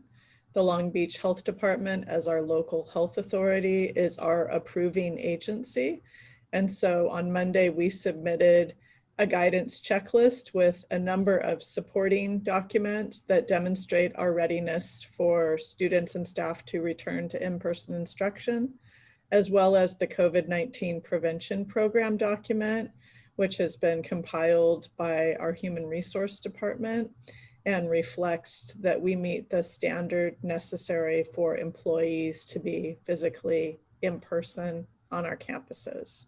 So we will be awaiting approval from the health department of these documents, hopefully by the end of the week. Should we need to make any modifications to the documents that we've provided, we will do that, and we will do that with plenty of time to be able to resubmit, receive full approval from our colleagues at the health department.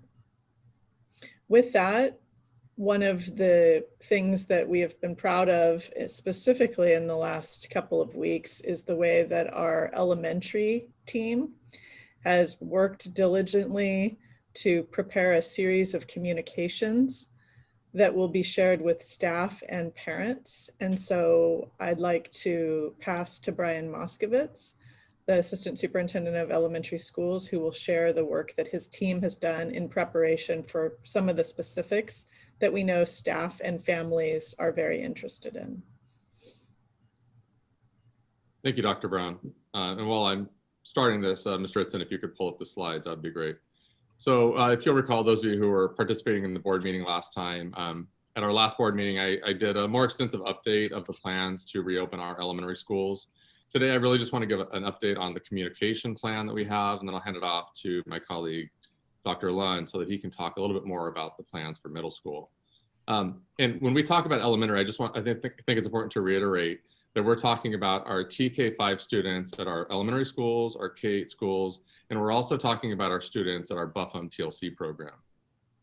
So I know sometimes it's frustrating for parents, for those in the community, that sometimes from one board meeting to the next, it seems like maybe not a lot has changed. But I just want to stress that since the last board meeting, there has been so much work behind the scenes to put all of the details into place. Our schools are physically ready and have been physically ready to reopen. I've had the great opportunity, along with other principal supervisors in my office, to walk the campuses of our schools. We're physically walking with principals. We've had board members walk with us, you'll hear about in a bit. Our schools are ready. They have the PPE, they have the protocols in place, they have the signage, they are ready to open. What we know we need to do now is we need to continue to communicate with our stakeholders so that everybody feels comfortable with what those plans are. Over the last week, we had a great opportunity. I've had some wonderful dialogue with our representatives with Teachers Association of Long Beach, in really engaging with them around our plans. We have written some very detailed informational communication that will be going out this week. The reason, there's a little bit of a shift that we're engaged in right now, and I think it's really important. While most of what is going out to our stakeholders this week comes from a district perspective that's grounded in the California Department of Public Health documents, that's grounded in our district reopening guidelines that are posted on our website, we also recognize that each of our schools is unique in their own way. The uniqueness may come from the number of students returning. It may come from the physical plant and how many entryways or exit points that a school may have. So there are some variations across our sites. And so we felt it was very important to hand off the communication to our principals. So on Tuesday, yesterday afternoon, all of our teachers and staff at all of our elementary and K-8 schools received some very detailed communication about things, and you can see a list here on the slide. Things like classroom schedules, classroom instruction and materials. We know there's been a lot of information just out in the public about what is allowable in a classroom.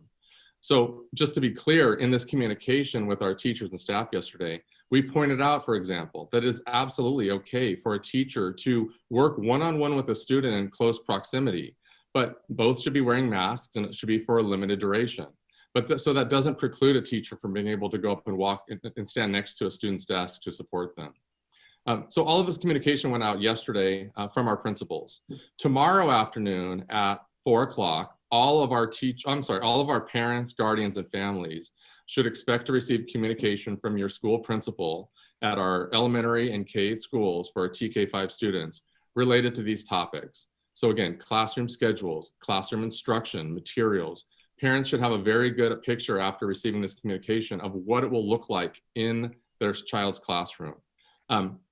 Some additional items: arrival to and dismissal from school. We know that parents have a lot of questions about what will it look like? What will that screening process look like at my school? So you'll hear from our school principals about the entry gates, the exit gates, and where certain grade levels and certain students will be entering and exiting from. There'll be information in there about our cleaning protocols and how we will ensure how our custodians and custodial supervisors will ensure that our schools are clean, that are cleaned on a regular basis, and that they're safe environments for both students and staff. You'll also hear some communication about public access, how families, parents, and guardians can continue to access our school offices in a safe and orderly way.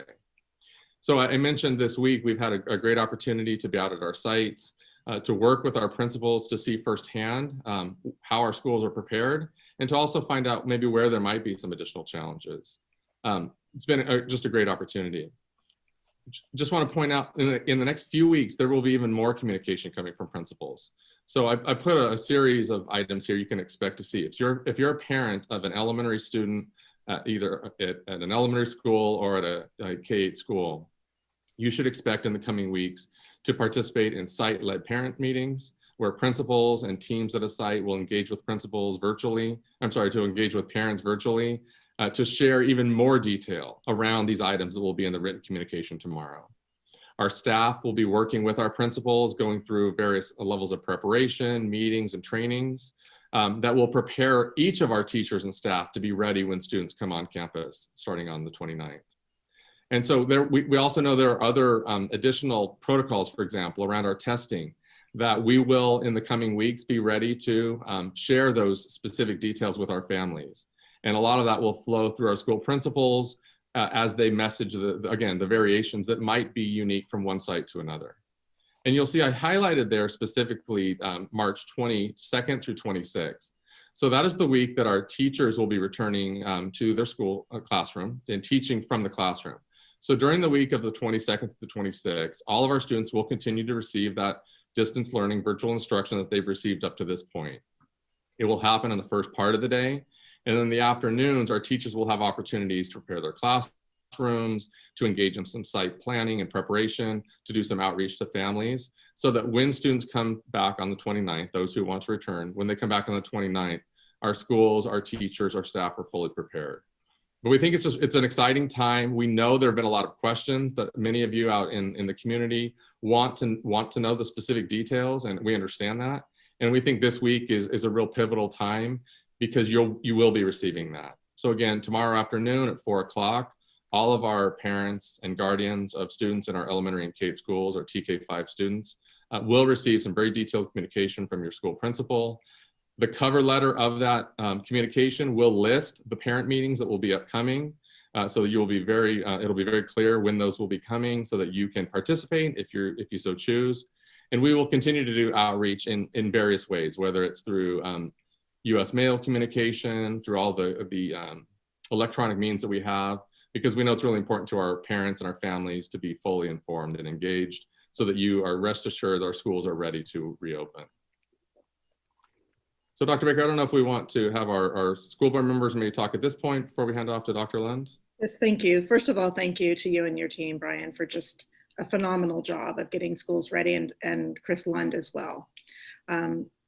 Would love for our board members who were able to do a walk with the principal supervisors this week to share their observations, ask any questions, or share your concerns if you have them about what you saw out in school buildings this week.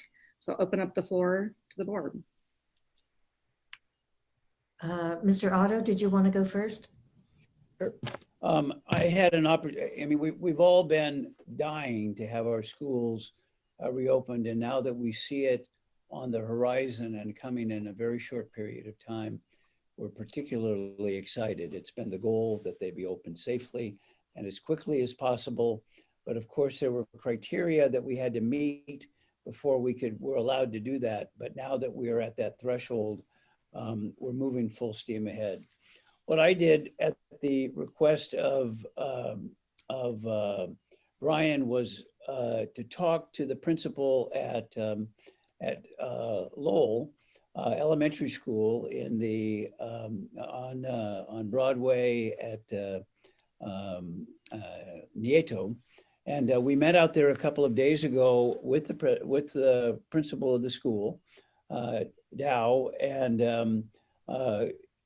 the idea was that we would go and look at what was being done to get the campus ready for the return of students. We took a tour. We looked at all the entrances and exits and for various grade levels so that we could see whether students could easily and quickly get on and off campus in the morning and in the afternoon when they had to leave, and in a safe way so that they were socially distancing, wearing masks and whatnot. We looked at classrooms which were set up in a socially distanced way. one of the questions that I had before the visit was, so if you've got 30 students in your class, but only 15 can, or more or less 15 can be there, how are you going to do that? Well, of course, the answer to that is that you can have a morning session and an afternoon session. The classrooms were set up almost entirely socially distanced, limited number of desks, and yet all allowed the teacher the opportunity to work from a location that didn't compromise social distancing and gave her access to the technology that was available. In addition to the entry and exits that we had a chance to observe to see that would be able to function very, very well, we were able to inspect the care room, where if a student who comes to campus, and all students have to answer the 4 or 5 questions about whether they have a temperature or whether they've been sick or all the rest of the questions as well. And then their temperature is taken. And if they don't pass, they're taken to the care room, which is really the auditorium. And we use the auditorium at Lowell because it's large and it's possible to socially distance, and students can be there until their parents or someone else has the ability to come and take them home. Lowell has many students both in the morning and the afternoon, and people have said, well, how do you keep the campus clean under those circumstances? Well, there's really almost constant cleaning going on in between the morning session and the afternoon session. Cleaning goes on as well. Brian has talked about the parents' meetings that are coming up, and we're trying to roll out all of this information to the parents so that they can see what it is that we're doing, what we're trying to do. And then there will be these site-led parent meetings in the next several weeks so that parents can ask their questions and find out. I felt very comfortable after going through this process and seeing all that had been accomplished this early, so that when we get to the point at the end of the month when schools are open, I'm sure we will be ready for the students that are returning. We also got to ask I got to ask lots of questions about how this was going to be done, whether students were excited about coming back. And, we've done surveying to see what the answers to those questions are. So we're going to know who's going to be there. I was very impressed with what had already been done. That's me. Thank you. I'm trying to see if there's another board member that would like to go next. I'm happy to. Great. So Mr. Otto talked a lot about the procedures that are in place, and about probably 95% of those procedures will be the same, my guess, is across the district, and there'll be some unique things around how campuses are set up, the size, entrances, so there'll be the variation there, as Mr. Moskowitz talked about. I really want to thank Ms. Madrigal, Ms. Robertson, the principal and assistant principal at Grant Elementary School in North Long Beach, where I visited this week, one of our biggest elementary schools in the district. The incredible care and thoughtfulness with which they are doing this work is incredible. And it was wonderful to witness not just the physical plans, but the heart that they have put into the work and the care that they have for their community and for their students. Ms. Madrigal has 100% response rate from her families about their decision to come back to the classroom or not. And she's done that through various mechanisms. She's done it through formal meetings. She's done it through the counselor reaching out and teachers reaching out and using every tool in her toolbox to get input from her families and her community about what they want as they return. But she also spoke to the work that she's done with her staff and with teachers, getting their ideas about how kids naturally move within the school. She is new to the school this year, so she may not understand that as well. So really bringing in the staff and teachers to help make some of those decisions that this is as safe as possible. They are excited and delighted to bring students back. There is an energy about the work of wanting to care deeply for their students and meet the needs of the students who return to campus, and to continue to meet the needs and support the students who will be learning from home still, and understanding that those two groups deserve and get the best of them. And so the intentional work that they're doing around continuing to educate students throughout the rest of the year, both on campus and still virtually, was pretty tremendous. And I just want to thank, I know that's one example. I got to go to one school. I would love to go to more, because I know the commitment to doing this in a way that is safe for students and families and staff. Everything from, Mr. Otto talked about the care room, if someone would need extra attention, or if someone maybe had a temperature that morning, to doing that in a place that is safe and protected, but outside as well, so that a student doesn't have to go into the building if they don't need to. Really coming up with plans A, B, C, and D to meet the safety and emotional needs of our students. So shout out to the elementary staff in the district office, but everyone on every site who's working hard. I took some pictures. I will post them on my social media later, of socially distanced desks and capacity signs on the outside, and gallon jugs of hand sanitizer outside every classroom, and sinks that have been brought into classrooms that didn't have sinks before. So it was wonderful to see all of that great work that Mr. Moskovitz talked about that's happened since decisions could be made, since it became okay to open classrooms. So thank you for the opportunity this week. Thank you, Ms. Kerr. Dr. Benitez? Yes, thank you, Brian. We heard the word equity used a lot today in our public comments. And I want to frame my comments and then a question for Brian and for Mr. Lund when he's able to give his the continuation of this update.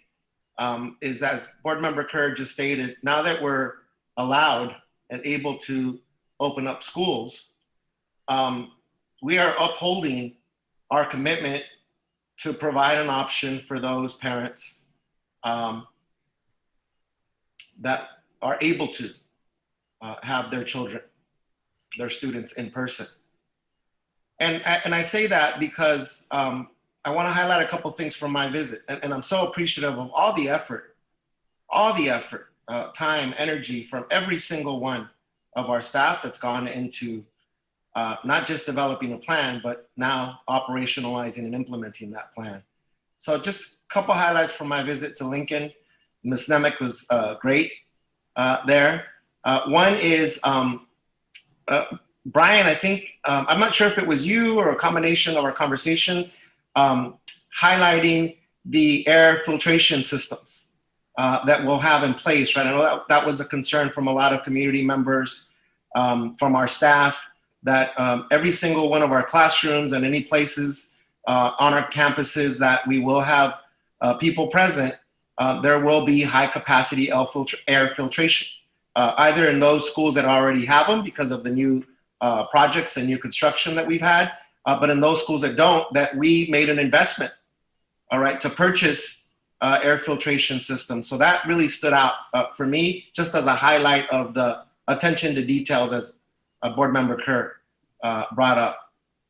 And I want to share two other thoughts, because I know that this is at the heart of what we want to do and what our principals are committed to doing. And we've been reiterating, but now we're here, right? But 3 weeks away. And it's the engagement with our communities. So we've been sharing, throughout the last almost 11 months now, how important it is to have our schools be the primary point of communication. And Principal Nemec really went above and beyond, sort of describing in my site visit, how important it is for those families around Lincoln, in those neighborhoods, to have ongoing communication. So I appreciate that we're all going to have these, and I suggested it, so I'm happy about it, that we're going to have these virtual meetings But I also want to highlight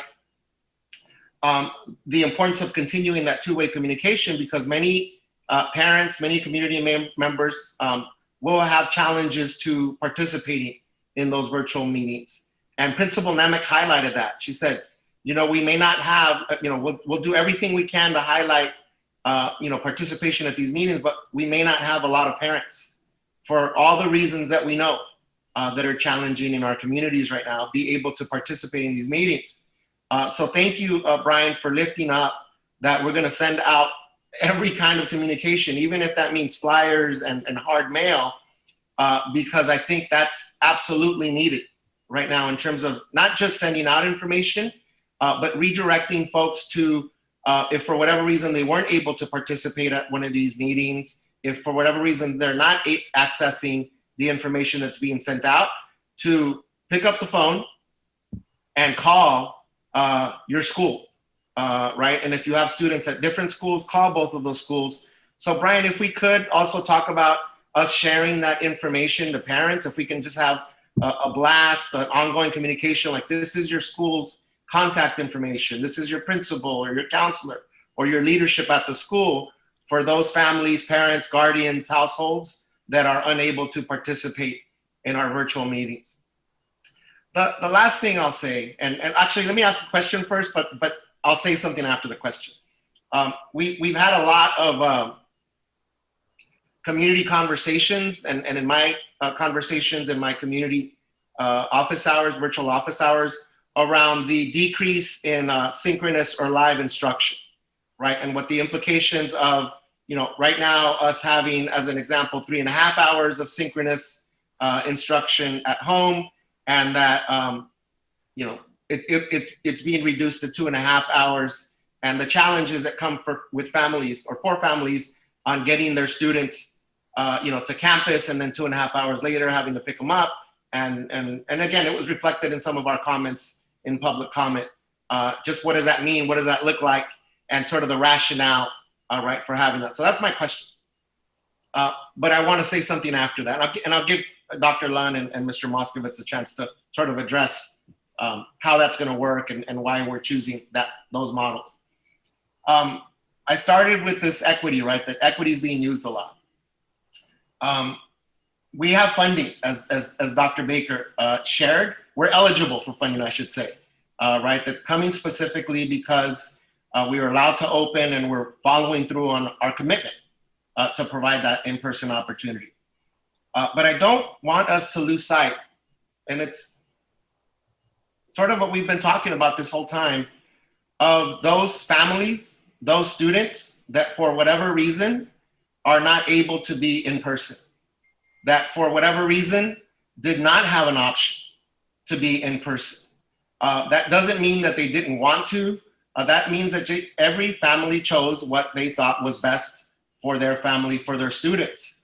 So although we have these additional funds coming, although we're using up all of our energy and resources to make sure that we have a solid, safe reopening up of schools starting March 29th, that we will have more than half of our students still at home. And many of those students are the most vulnerable students, all right? That through no fault of their own, just will not have the opportunity to be in person. So I'm thinking about those virtual classrooms where, in some cases, half the class, in some cases, a third of the class will now be in person.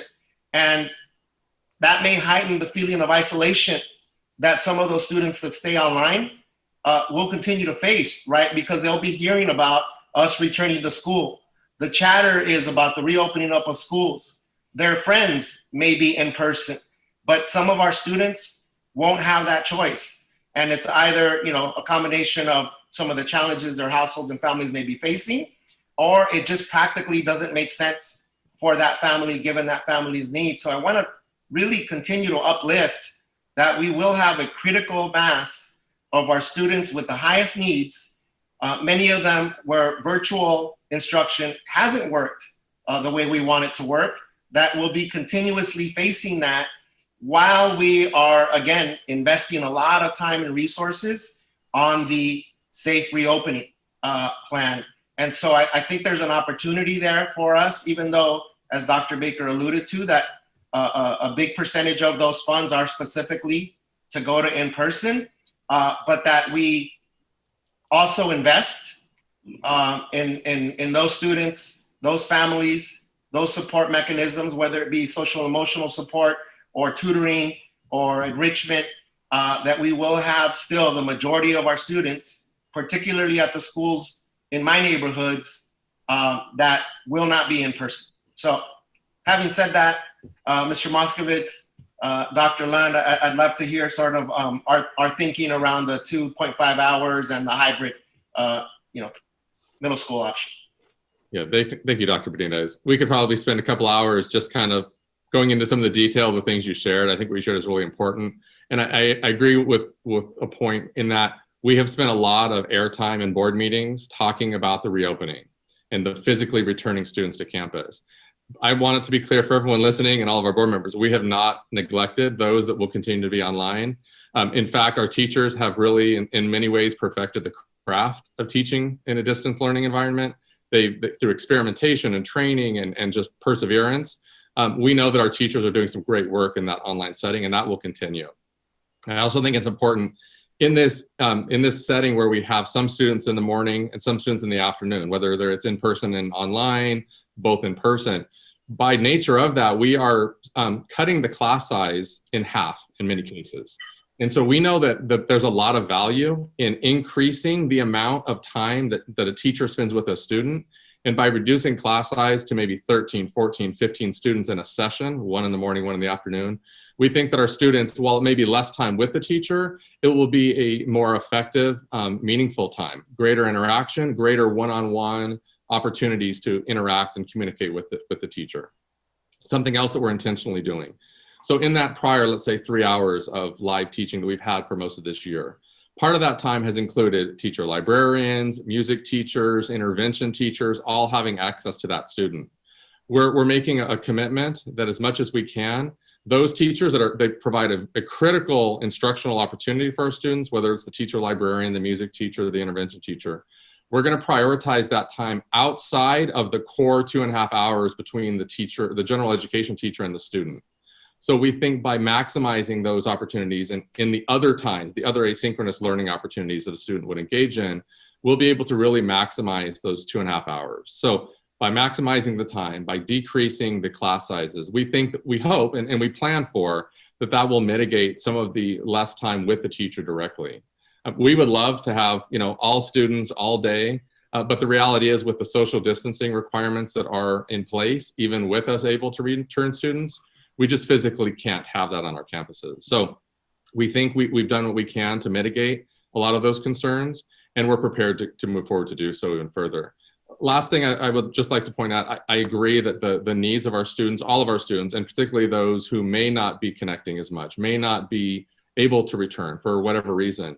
We continue to have Chromebooks available for any family who needs one. We continue to have Wi-Fi hotspots for any family who needs one. We are providing after-school tutoring and Saturday school at all of our, some variety of that at all of our Title I schools. We are, at the last board meeting, you as the board authorized, approved some contracts with some other intervention providers that our schools are now tapping into to provide those services to our students. So while it may, again, a lot of our time and our conversation is about getting our schools ready for in-person, I do want it to be clear to all of us here and all of us at home that we have not neglected those that will be continuing online. And in fact, because of the reduced numbers of students, it may even become a more effective experience. Dr. Lund, do you want to jump in from here? Yeah, I think you did a great job summarizing what it would look like for students in both the in-person and the synchronous setting. So that small class size applies to the synchronous setting as well. And that can be overlooked, but just that afternoon session is with a smaller group for that more personalized attention. Ms. Craighead, I think we didn't get your chance to share. I don't know if you want to share before Dr. Lund continues with middle school. I was going to patiently wait until Dr. Lund was finished, and then I was going to step in. And I felt that being the chair, it was my prerogative to do that. But no, I'll go ahead before we moved on to discussing secondary things. First of all, I just want to thank you, Mr. Moskowitz. for inviting me to go on this tour. I had the opportunity to tour Riley, and the Riley principal, Mona Cook, was very gracious in hosting. And it was such an informative visit because not only did I see all of those safety protocols that have been put into place with the, the care room, the things that have already been discussed, but, separate entrances by grade level, directional arrows painted on the ground, letting kids know which direction to go, which way, that type of thing. And then also the issue of ventilation. We talked about that for classrooms that haven't been updated. I came away with the feeling of just great appreciation and gratitude for all the work that's gone into the preparations for this. I wasn't surprised because I know how hard everybody works and I know the kind of talent that we have. But to hear about the details and to hear about Mona Cook's intimacy with her role as a principal there, she's making sure that every single student at Riley Elementary, that their family has been contacted, that she has, spoken to or met with virtually regarding the return to school. She knows how many kids are going to be returning to each classroom. She knows how many of those kids have siblings at that school and will be dismissed at the same time. She's making allowances for the safest way on campus for the older sibling to meet up with the younger sibling. She's encouraging her families to walk to school to mitigate the vehicular traffic in front of the school. She's thought through so many of these little details that make it an easier experience, a more expedited experience, and a safer experience. I really have to, thank her for the good work that she's done there. Let's see, and I guess I just have a couple of questions maybe about how that would look from a teacher's point of view. If they have, let's say, for example, 14 or 15 kids in person in the morning, how was that teacher spending their afternoon? Yeah, thank you. So for the vast majority of our teachers, they have both in-person students and online students. So most of our teachers in our district have both. So they would teach 2.5 hours in person, generally in the morning. Most are having in person in the morning, though some are in the afternoon. Part of that, they would have essentially about a 50-minute break after the morning students leave for their lunch and to prepare for that afternoon group. And then they would log on through Zoom and continue to provide that online instruction like they provided so far this year. One of the things that our teachers will also be providing for both groups is part of that 2.5 hours, let's say about 10 minutes, will be preparing students for the work that they will continue to do, the learning they will continue to engage in an asynchronous fashion. So when those in-person students leave at lunchtime, they will leave with the tasks that they need to complete at home as part of their asynchronous learning. The students who are with the teacher in the afternoon in a distance learning environment will have participated in the morning in those asynchronous learning opportunities that they would have heard about the day before. And then I know it's really important to our teachers. Many have reached out to us. They will continue to look for opportunities to keep classes connected in some way. It's not going to be full days. That's not expected, nor would that be a good instructional model at elementary. But to have opportunities for kids, maybe via a shared Google document, to still be connected to one another and to do some work, whether they're in the morning session or the afternoon. So our teachers I think it will be hard work. I don't think we should shy away from that. It will be hard work for our teachers to do both in person in the morning and online in the afternoon. But we think they have the experience of having been an online teacher at this point to be able to continue that for those students who may remain in the distance learning environment. And then also, can you clarify if a teacher has a class of students in person, are they also teaching online at the same time? They are not. At the elementary level, we don't have what sometimes is referred to as the concurrent model. So students, if they're in person, there will not be other students who are Zooming in for that lesson. Again, there could be opportunities where a teacher may connect students for a few minutes, a couple of times a week, just to keep the class connected and friends connected. But there will be no expectation at the elementary level that a teacher is teaching in person and teaching via Zoom at the same time. Thank you. A couple of things I neglected to mention was that the teachers are going to be provided with microphones, which I was really delighted with that idea, because when you think about the teachers wearing a mask, the kids are wearing a mask, it might be hard for the kids to hear or understand what the teacher's saying. But for every teacher to be provided a microphone, that's going to help save their voices and the effort that goes into, raising a voice just to be heard or understood. So that was one of the little details that I was very happy to hear about.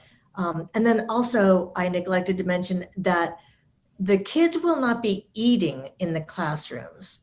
So when they're excused and they are eligible for the meals, they take those meals with them.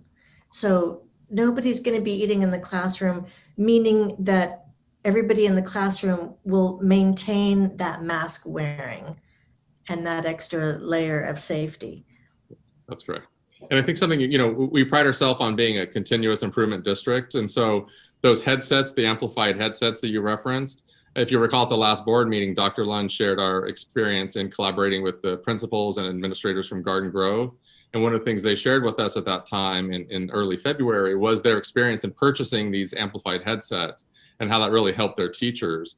And then working with our health and safety committee and Yumi Takahashi and her team, they jumped right on it and have since purchased and ordered those for all of our teachers who don't already have an amplified system. Many of our teachers, all of our teachers in our recently renovated classrooms have the Extron system that allows for the amplification microphones already.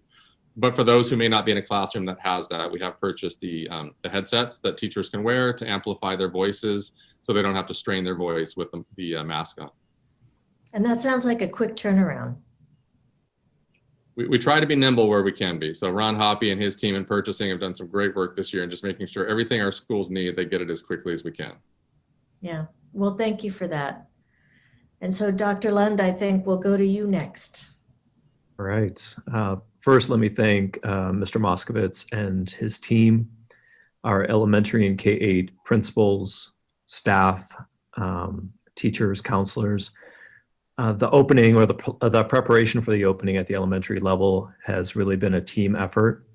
And it's just really fantastic to see our elementary team paving the way for our middle and high schools and the pending reopening 3 weeks later for our middle and high schools. So the communication that Mr. Moskowitz was alluding to at the middle school level, we are finalizing that formal communication that will also be shared with parents and staff. Our principals this week at both the middle and K-8 level are meeting with parents to go over the models at the middle school level so that parents can make an informed decision regarding those models. So our survey window is currently open until next Friday. We've had an amazing turnout already. Over 5,000 of our middle school parents have already completed the survey, roughly 30% in the first 2 days, indicating their preference for a particular model, either confirming their preference from their original choice or making a change to that selection. We do have an earlier deadline for our students receiving transportation. That's in order to give us the full 6 weeks to set up that transportation prior to the start of school. And we've heard from 75% of those parents. So we'll finalize our communication this week by reaching out to those parents to confirm their selection so that that transportation can be set up for that first week of school. Our teachers, as you know, are returning on April 12th, and additional time will be built into that week. More information forthcoming on that to assist teachers in getting their classrooms prepared for our reopening and welcoming of students the following week. Obviously, that is predicated upon our red tier designation, which we are very close to now. So assuming we are still in that state or lower even at our reopening, we'd be prepared to then welcome our students back on April 20th. So at the middle school level, there are 3 options for our parents. We have an in-person hybrid option, which I'll go into the details on. We have an all virtual option for our parents that don't feel safe sending their students back to school or have other reasons that they couldn't manage the schedule based on the way it's outlined. And then we also have our independent study option. And this is an option that we are also making, allowing our current APEX students, our current independent study students, to continue in that program. So let me go into our in-person option. Within our in-person hybrid option, every Monday is a synchronous day. So our students are going to stay online, whether they are in the in-person or in the all virtual option.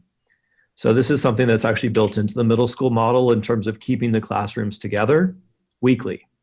So all students will stay together every Monday in a synchronous environment. This also gives us another day of instruction. So Mondays obviously would be a full day of instruction for our students in the online environment, followed by an alternating in-person and asynchronous day. So the in-person days, either a Tuesday, Thursday as a group A or a Wednesday, Friday as a group B, will be a full day of learning. So unlike the elementary level where it's a half day, the middle school model is a full day of learning, rotating through all 6, or in some cases 7, of their class periods. This does include lunch. So this is one change also from the elementary model. So instead of students obviously taking their lunch home after that morning session at the elementary level, our middle school students will eat on campus. So the question is, well, how is that going to be managed? So first, let me break down just generally how many students we're talking about. I'll take a large school like Stanford. Stanford has roughly 1,300 students. So normally you would have a lunch schedule that would have, well, currently Stanford had 2 lunches last year. So one of them included 2 grade levels, so almost 900 students at lunch at one time. In our online environment, in our in-person environment, Stanford will service half their students at most. Currently, roughly 72% of Stanford families have indicated that they would be returning. So when breaking down those numbers, you'll be looking at 72% of their current enrollment, which is about 940 students. Those students be broken into group A and group B, so roughly half of that, so roughly 450 students per group. And then Stanford also has a 3 lunch schedule scheduled for our in-person return. So you'd have roughly 150 students eating lunch at one time.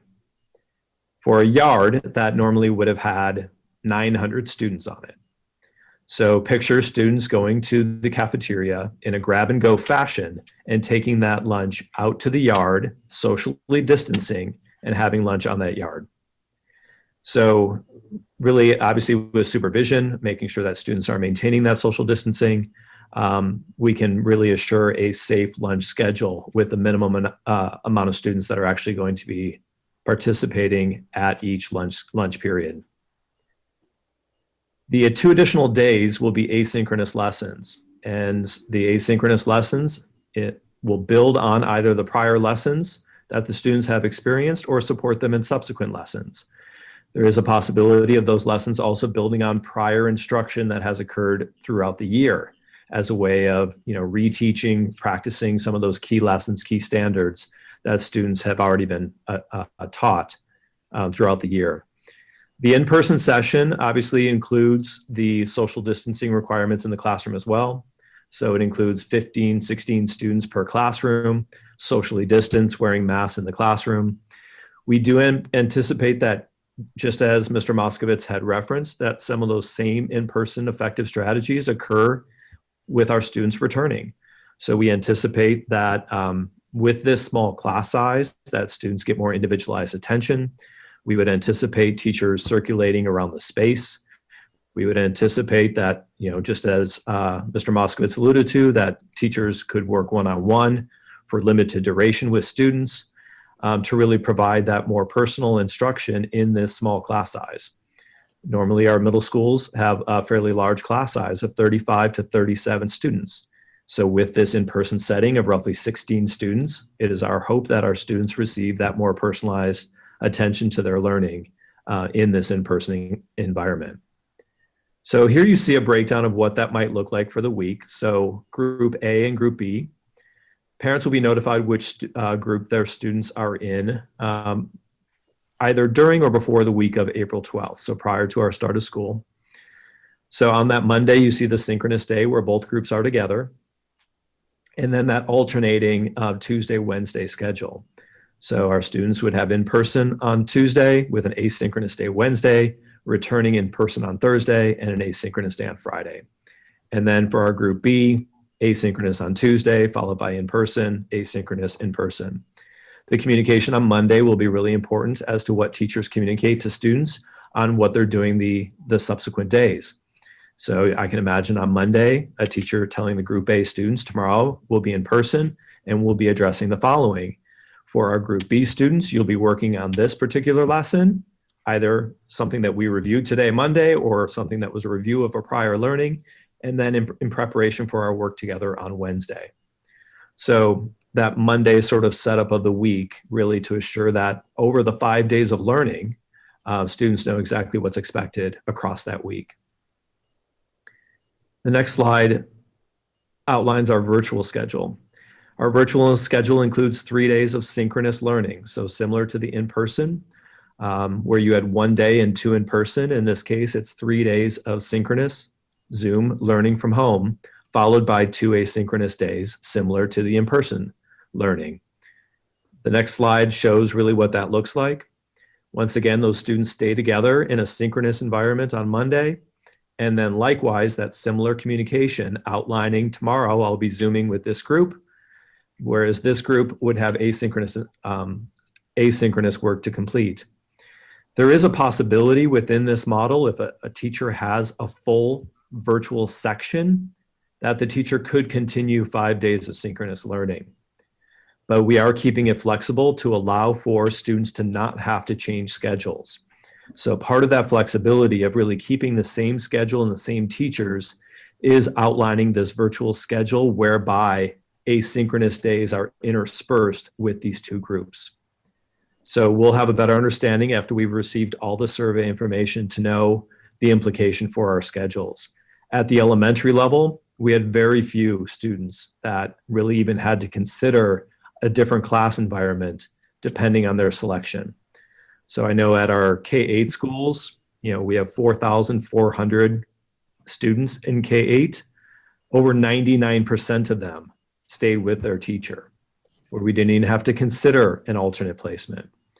So it is our hope that we do the best job possible of keeping students with their current schedule and current teachers, while recognizing that a middle school schedule is far more complex than an elementary schedule. An elementary schedule includes 1 teacher. A middle school schedule includes 6 teachers. And obviously not all those classrooms are the same for every student. Students have different electives that they've chosen, which then can limit the selections or possibilities within that environment. So all I can say to that is we're going to make our best effort to do whatever we can to make sure that our students have a consistent schedule with the same teachers.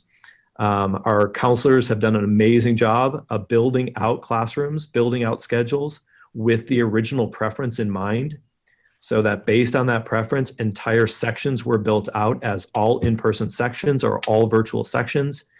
And then depending on what parents choose, we'll see what we can do to accommodate those requests. In some cases, if a student does need to change schedules, can we keep them with the same teacher?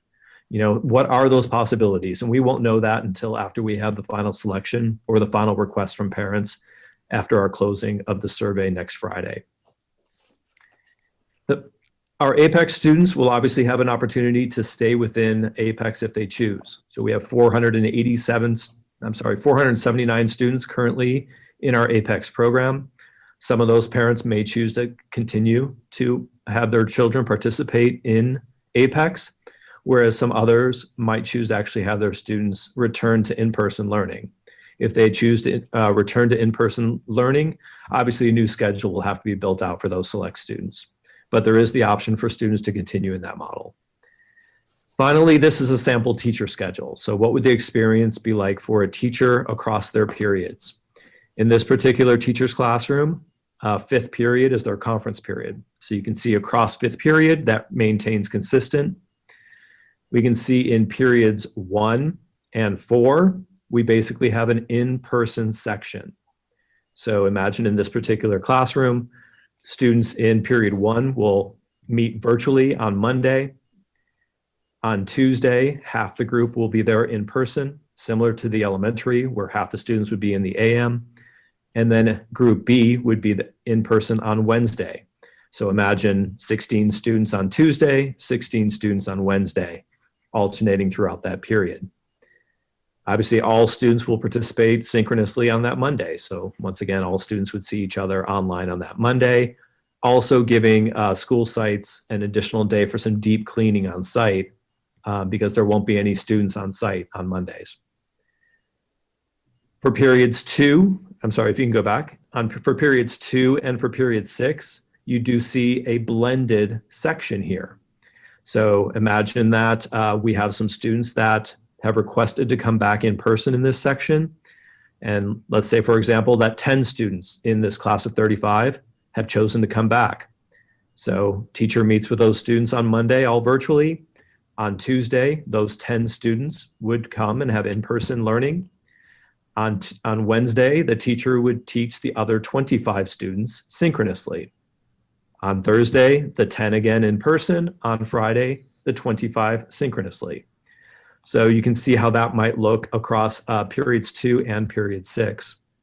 Period 3 is the all synchronous sort of setting, whereby in this particular case, we've built this out as an A or B. If the teacher chose to keep the students synchronously for the entire week, that could be an option. But this was set up this way just in case some of those students choose to come back in person. With this AB schedule, it allows for that flexibility to not have to change a schedule, to not have to change a teacher. So once again, we'll know the details that when we get to that point. But in this particular setting, as designed, you would have a synchronous day on Monday, synchronous with a small group on Tuesday, synchronous with a small group on Wednesday, and then alternating for Thursday, Friday. So that's essentially what the teacher schedule might look like across their sections. That is obviously dependent upon what a teacher actually teaches within those sections. Some of our teachers have a pure schedule where they teach the exact same course every period of the day. Some teachers have an elective that might be added in there as an additional prep for that particular course. So there are some variations based on the specific courses that teachers are teaching. Once again, that's just a reflection of the complexity of a middle school schedule. All right, so I've shared a lot of information. What questions do you have about our in-person model, our synchronous all virtual model, Apex, or what a teacher might experience? Dr. Benitez? Dr. Lund, I'm going to be honest. I'm going to have to let that sink in for a little bit and review those slides. So I think just again, re-emphasizing the details, right, and the complexity. I'm going to pose a different kind of question for you, Dr. Lund, and love to hear from Mr. Moskowitz too. So obviously a lot, again, of time and effort went into the details of exploring what are the best options, right, given the limitations that we have, both from a public health perspective, but also from a logistical perspective. Can you talk a little bit about, because I know you've done your due diligence and you explored all the possible models, the downside or some of the challenges of having some concurrent instruction occur, right? So instead of, or not necessarily instead of, but as another option of going back and forth, some days yes, some days no, some part of the day synchronous, some part of the day asynchronous. Just to elaborate a little bit about what are some of the challenges and or things that you considered that just didn't make a concurrent model the best option at this time. And for folks that are listening or watching, concurrent model meaning, as an example, that a teacher would be teaching in person from their classroom with in-person students, and that whether it's one or two cameras in the classroom, that the virtual students would also be participating in that classroom setting. So anything you could share about that, Dr. Lund, given all of the effort and details that went into this hybrid model? First of all, let me just say that the differences across level really predicate the models that we considered. The needs of younger children at the elementary level versus the middle grades versus high school. Another key part of this was the schedules that we're following. So the high school level, for example, has a block schedule. So a lot of their planning had to accommodate a block schedule and what that would look like. At the middle school level, we essentially, in almost all of our schools, had a 6-period schedule. So it was really, how do we replicate a 6-period schedule in an in-person model, or in this case, a hybrid model? The biggest, I would say the biggest impact of the model chosen is really around safety. Safety really dictates what we could do within school, given our different models. So in order to socially distance students in classrooms with 16 students on average in a classroom, we needed to go to a hybrid model. That was really a key part of our discussion. We considered 14 other models. You might remember that from last summer. I mean, we really did our due diligence around brainstorming a whole bunch of different options.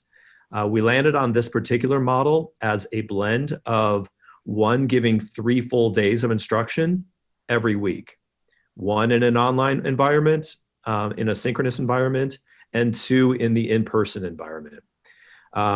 That was done to really assure at least 3 full days of instruction across the week. In addition, the synchronous Monday was really done to really continue that possibility of closure and reopening. That's probably less of an issue now because our teachers have become so proficient at synchronous instruction, but originally it was part of that design. In this case, it does keep the classroom together. So it does give an opportunity to have the entire class together for communication purposes, for classroom community purposes, relationships within that online environment. So regardless of the program that a parent chose, their students would stay in that same class on Monday together as a group to build on the relationships that have already been established. In terms of why, so like the concurrent question then. So I'm hesitant just because it's a complex question to ask. We looked at how we could really maximize that in-person experience for students and really sort of balancing what a teacher would have to go through, given the different courses that they're teaching and given the fact that they're not on a block. I think that's an important piece here, that they're on a 6-period schedule. So it's a little bit different than high school where you have just 3 courses that you're managing throughout the day. Our teachers are managing 6 or 7 classes. And the concurrent model just created some challenges as it relates to the attention that students would receive that are coming back in person. And how do you really maximize that instructional practice of circulating the classroom, providing one-on-one attention, really maximizing what can occur with 16 students in a room for the first time ever in many cases. Our students have not had that experience at the middle school level with only 16 students. So it was really striking that balance between the two. When I look at what our schedule is going to dictate and how we can maximize or minimize the number of students that are going to have to change schedules is really what we're going to have to look at when we get down that line, is to see what options we'll need to consider in the end. Do we look to any concurrent model for the select classrooms that perhaps want it? I've had teachers request it. So in those unique circumstances, do we consider that? I really wanted to base our numbers, I'm a data person, on what the actual numbers of requests were and where our schedules landed when we got to that point. So we've got a couple of options we can consider for parents that want to change schedules. Do we offer an apex for the last 8 weeks for those that want it? Do we change a schedule? And can we change a schedule? Could we swap out a schedule for a student that was in person that now wants virtual, for one that was virtual that now wants in person? Can we do so in keeping the same teachers? So all those sort of considerations when the time comes to actually put those classes together, put those schedules together, really starting the week of March 15th. Chris, if I can jump in, I think at the elementary level, Dr. Benitez, I think what you said, Chris, is really important, that there's a developmental ability of students at different levels to be able to attend in different ways. So imagine a first grade student who's at home, zooming in while the teacher is providing direct instruction in the classroom. We hope that our first grade teachers are like they do in a first grade classroom, that they're up and they're moving around, that they're working with individual students, they're calling on students all around the room. And what is the ability of a first grade student at home to attend to that teacher who's not going to be tethered to the computer, but is going to be around on the whiteboard and at different locations, is calling on students at the back of the room that the student at home may not really be able to hear to. And while the teacher is working with all these students out in the classroom, how are they engaging the students that are on the computer? How are they keeping them engaged, keeping them on task, keeping them focused on the lesson?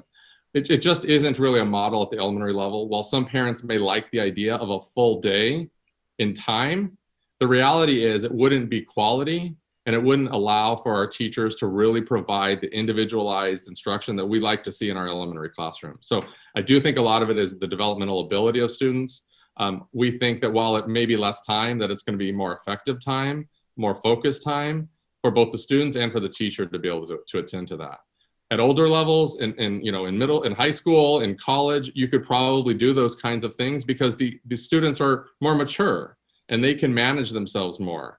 But the reality, when we went through our focus groups in the summer with teachers and parents, it just wasn't a feasible model at the elementary level. Thank you, Brian.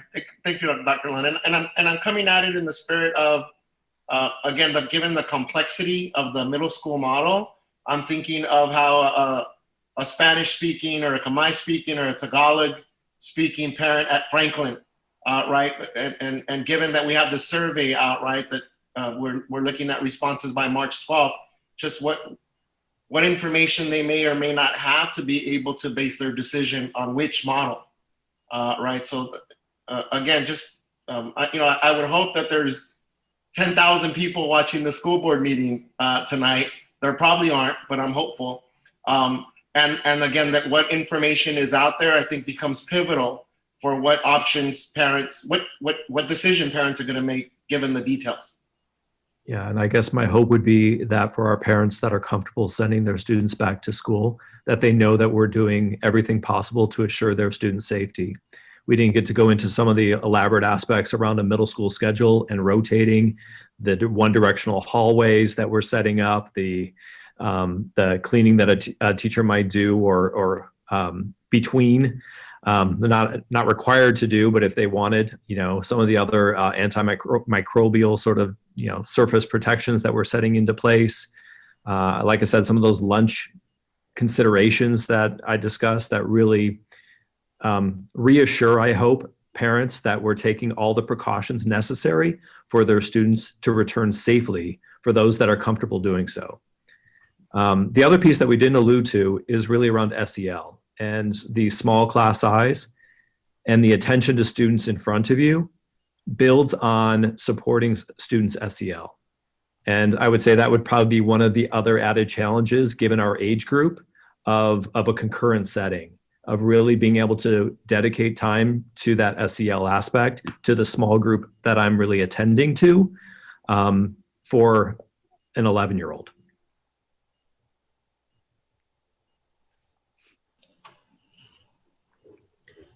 Thank you.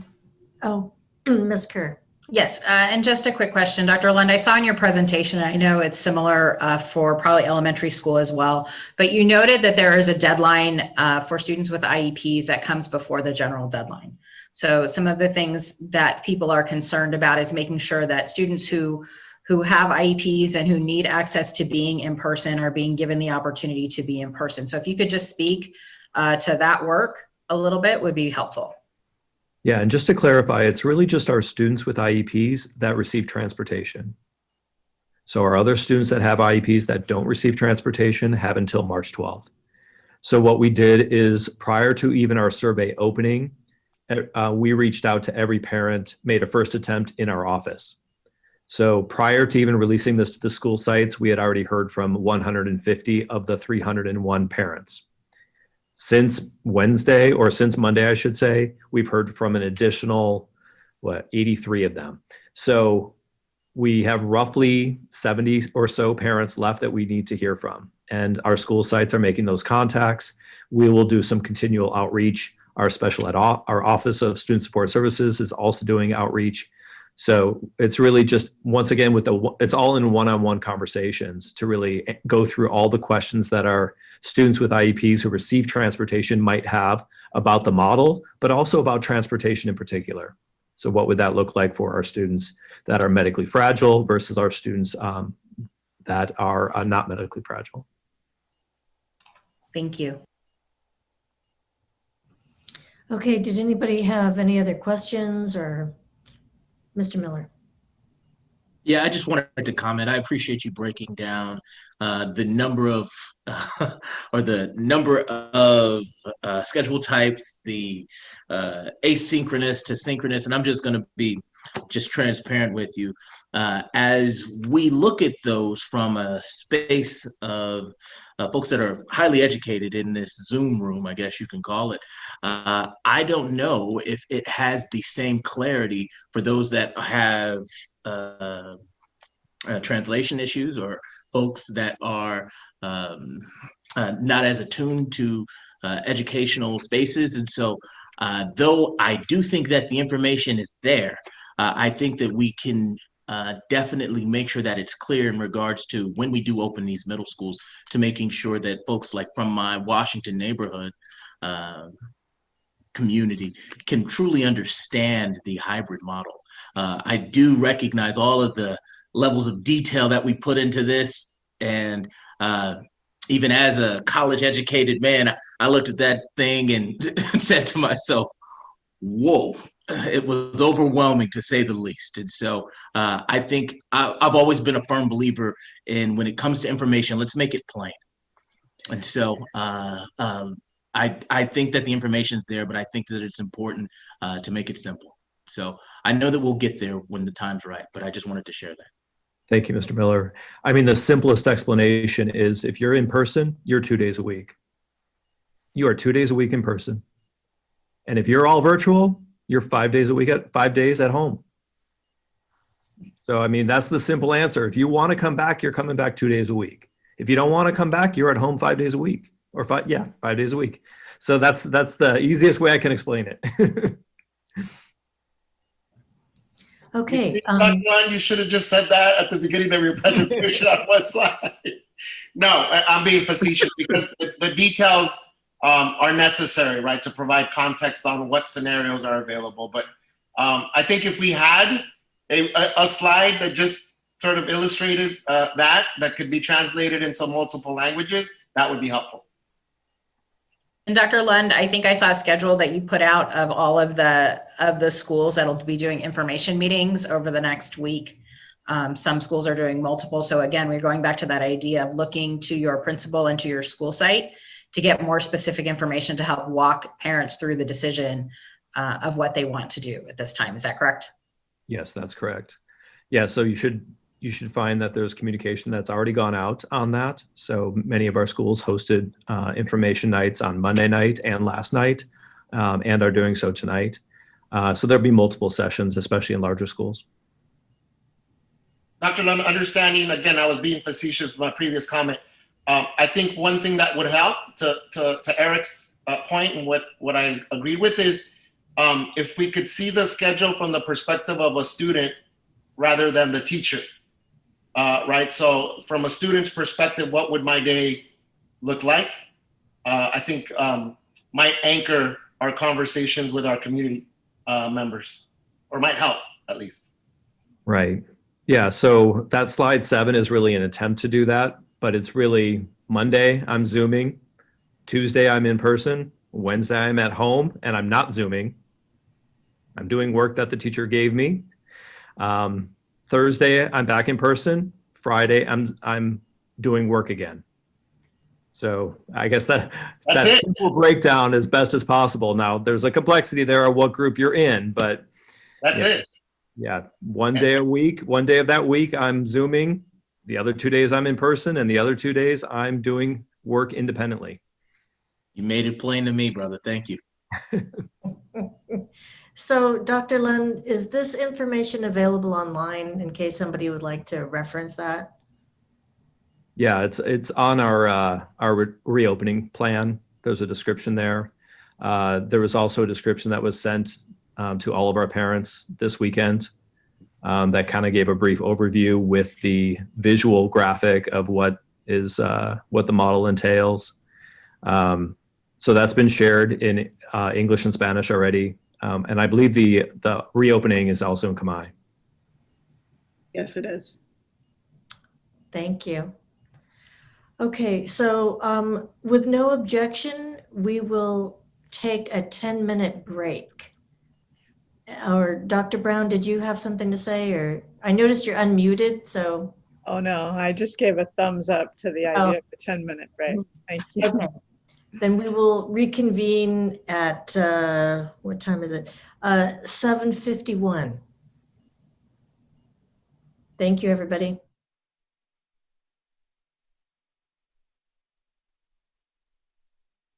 Welcome back from the break, everybody. We will resume with business items, and we'll start with personnel. Mr. Miller. All right, good afternoon, everybody. So I present the following proposed actions prepared by the Assistant Superintendent of Human Resource Services, approved and recommended by the Superintendent. First, I'll start with the classified and exempt personnel. Appointments, 29. Leaves of absence, 6. Resignations, 4. Retirements, 1. In regards to certificated personnel, appointments, 5. In-service changes, 22. Leaves of absence, 7. Resignations, 6. Retirements, 8. And amendments, 1. That's the Human Resources report. I move to approve, and Mr. Miller, it's almost 8 o'clock at night. The afternoon came and went for us. Touche, my friend. Did somebody second that? Second. Thank you. Any discussion? All in favor, Dr. Benitez? Aye. Ms. Kerr? Aye. Mr. Miller? Aye. Mr. Otto? Aye. And I vote aye. So hearing no opposed and no abstentions, that passes 5-0. Board authorizations. Move approval. Second. Discussion? Yes, I'd like to talk a little bit about this as when I had my meeting with David. So in regards to this board authorization, we're talking about teachers that have only 12 to 18 units towards a certain subject. And I'm curious if we can get some statistics on the quality of, I guess you can call it education for the students that are in classes with a teacher who only has 12 to 18 units of knowledge towards a certain subject in contrast to those that have gotten their a degree or credential in this exact subject. So I would like to see if there's a way that we can, at minimum, review the quality of education that those students may or may not be receiving.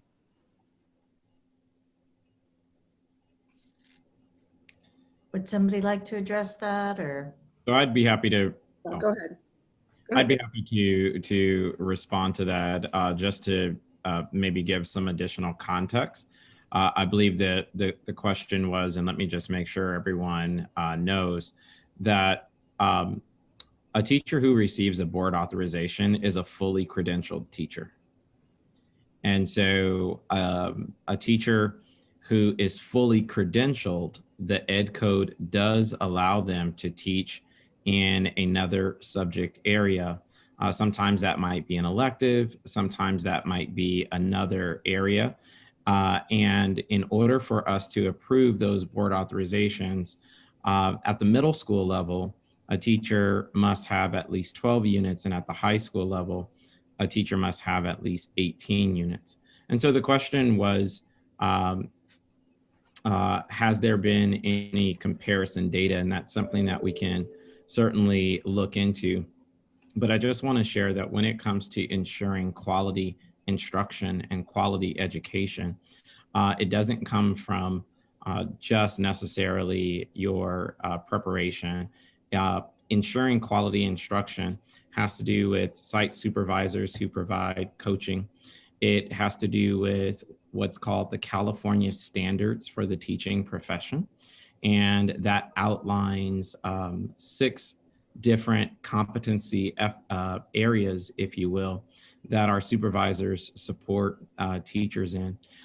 But to answer the question directly, has there been a comparison study? No, there hasn't, and that's something that we can certainly look into. I just wanted to give some greater context, and I'm not sure if my colleagues or peers would also like to share something as it relates to quality. David, I think you provided a really good context. It would be very difficult to make that comparison. And I think the significance of a fully credentialed teacher with additional units paints a really good picture, along with the standards that teacher is held to. Got it. And I'm sorry if it came across as if I was discrediting credentialed teachers. My question is more about the quality of the product to a certain extent. What do I mean by that? It's if it was a teacher who's attended 60 units or 36 units in a certain subject, are we recognizing that those teachers and the students that they oversee are scoring higher on their test or have higher grades towards that subject? And so I think that an analysis towards this to see if there is no separation between the two and there's too many variables to try and figure that out, I'd just be curious to see if we can do a full analysis on this. So I'll add to that, Mr. Miller, that we also don't evaluate teachers in the way that you're making a request about comparing teachers. And so it's something we can talk about what would inform you in the way that you're requesting, but it's probably not something that we can do in the way that you're thinking about it right now, but something we can continue to talk through what would help in terms of your understanding. Appreciate that. Dr. Benitez? Yeah, I think Mr. Miller's question got me thinking more about it. I think another aspect here, Dr. Baker, is having a high quality curriculum, all right, to either reinforce best practice pedagogy and or support in ways that the instructor alone, right, doesn't carry the burden of having to figure it out. I'm not sure if you're going to include this in your reports, Dr. Baker, but I think I saw something on social media about us doing an equity curriculum audit. If you could touch on that, right, because I think it goes hand to hand with some of the questions Mr. Miller's raising about quality of instruction. And so I think curriculum is a big component of that as well. Great. So what I will do is Dr. Kale will be providing a report at the board workshop in March on the curriculum audit. So much more to come on that. I also just want to share that teachers that are board authorized, what this also doesn't tell you is about all of the professional learning and support they get within the district. So this just tells you about college coursework. Most of these teachers will also have professional development with their department, with district curriculum leaders, and with others. And so there's a lot that's not stated just in the aspect of being a board authorized teacher. Okay, with no further discussion, all in favor, Dr. Benitez, Aye. Ms. Kern, Aye. Mr. Miller, Aye. Mr. Otto, Aye. and I vote aye. So hearing no opposed or no abstentions, that passes 5-0. Coaching assignment. Move approval. Second. Discussion? All in favor, Dr. Benitez, Aye. Ms. Kerr, Aye.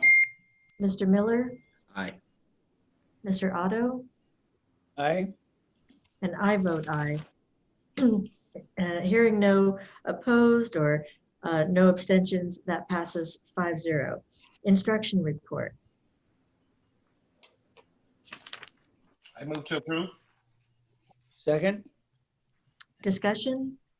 Sure. I just wanted to point out in the instruction report, and Dr. Kale can add if she'd like, we are finishing up our textbook adoption. So this is the last of our new science textbook adoption to meet the next generation science standards. So this is the elementary work that went through the full textbook adoption process, including giving the public an opportunity to review and have a say. So kudos to the teams who have done that and those who volunteered their time over the last couple of years to ensure that we have high quality textbooks in science. And I would make the comment too that in the reviewing of this information, I learned a lot as a pretty new board member, and that includes that these school plans for student achievement are incredibly detailed processes that we go through with the school site councils, working real hard here. They base it on student needs, assessment data, use of staff, parent involvement, and allocation of resources. And it takes a while to get these things done, but then I think the schools own these, and then it gives them an opportunity to really say, this is our plan. We're going to make sure that our students go through this. I was particularly interested in the articulation agreement between principles of hospitality and tourism and geography for tourism, which is with Long Beach City College. And, we're doing this over at the people that I bought the car from. At Browning High School. They're on Browning High School, yeah. And they live across the street from me. I'm very interested in Avalon and what goes on in Catalina, and what goes on there is a lot of hospitality stuff and tourism stuff, and this helps give that population the possibilities of a leg up. They've been trying to do this stuff for a while, and I'm glad to see that this agreement is going through. And so just to give a little more information about these instructional items, but I'm all in favor of what the recommendation is. Okay, any further discussion? All in favor, Dr. Benitez, Aye. Ms. Kerr, Aye. Mr. Miller, Aye. Mr. Otto, Aye. and I vote aye. So hearing no opposed or abstentions, that passes 5-0. Finance report A. Move approval. Second. Discussion?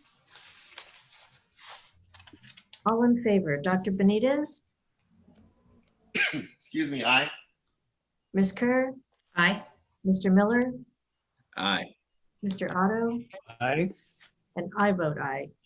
So hearing no opposed or abstentions, that passes 5-0. Finance report B.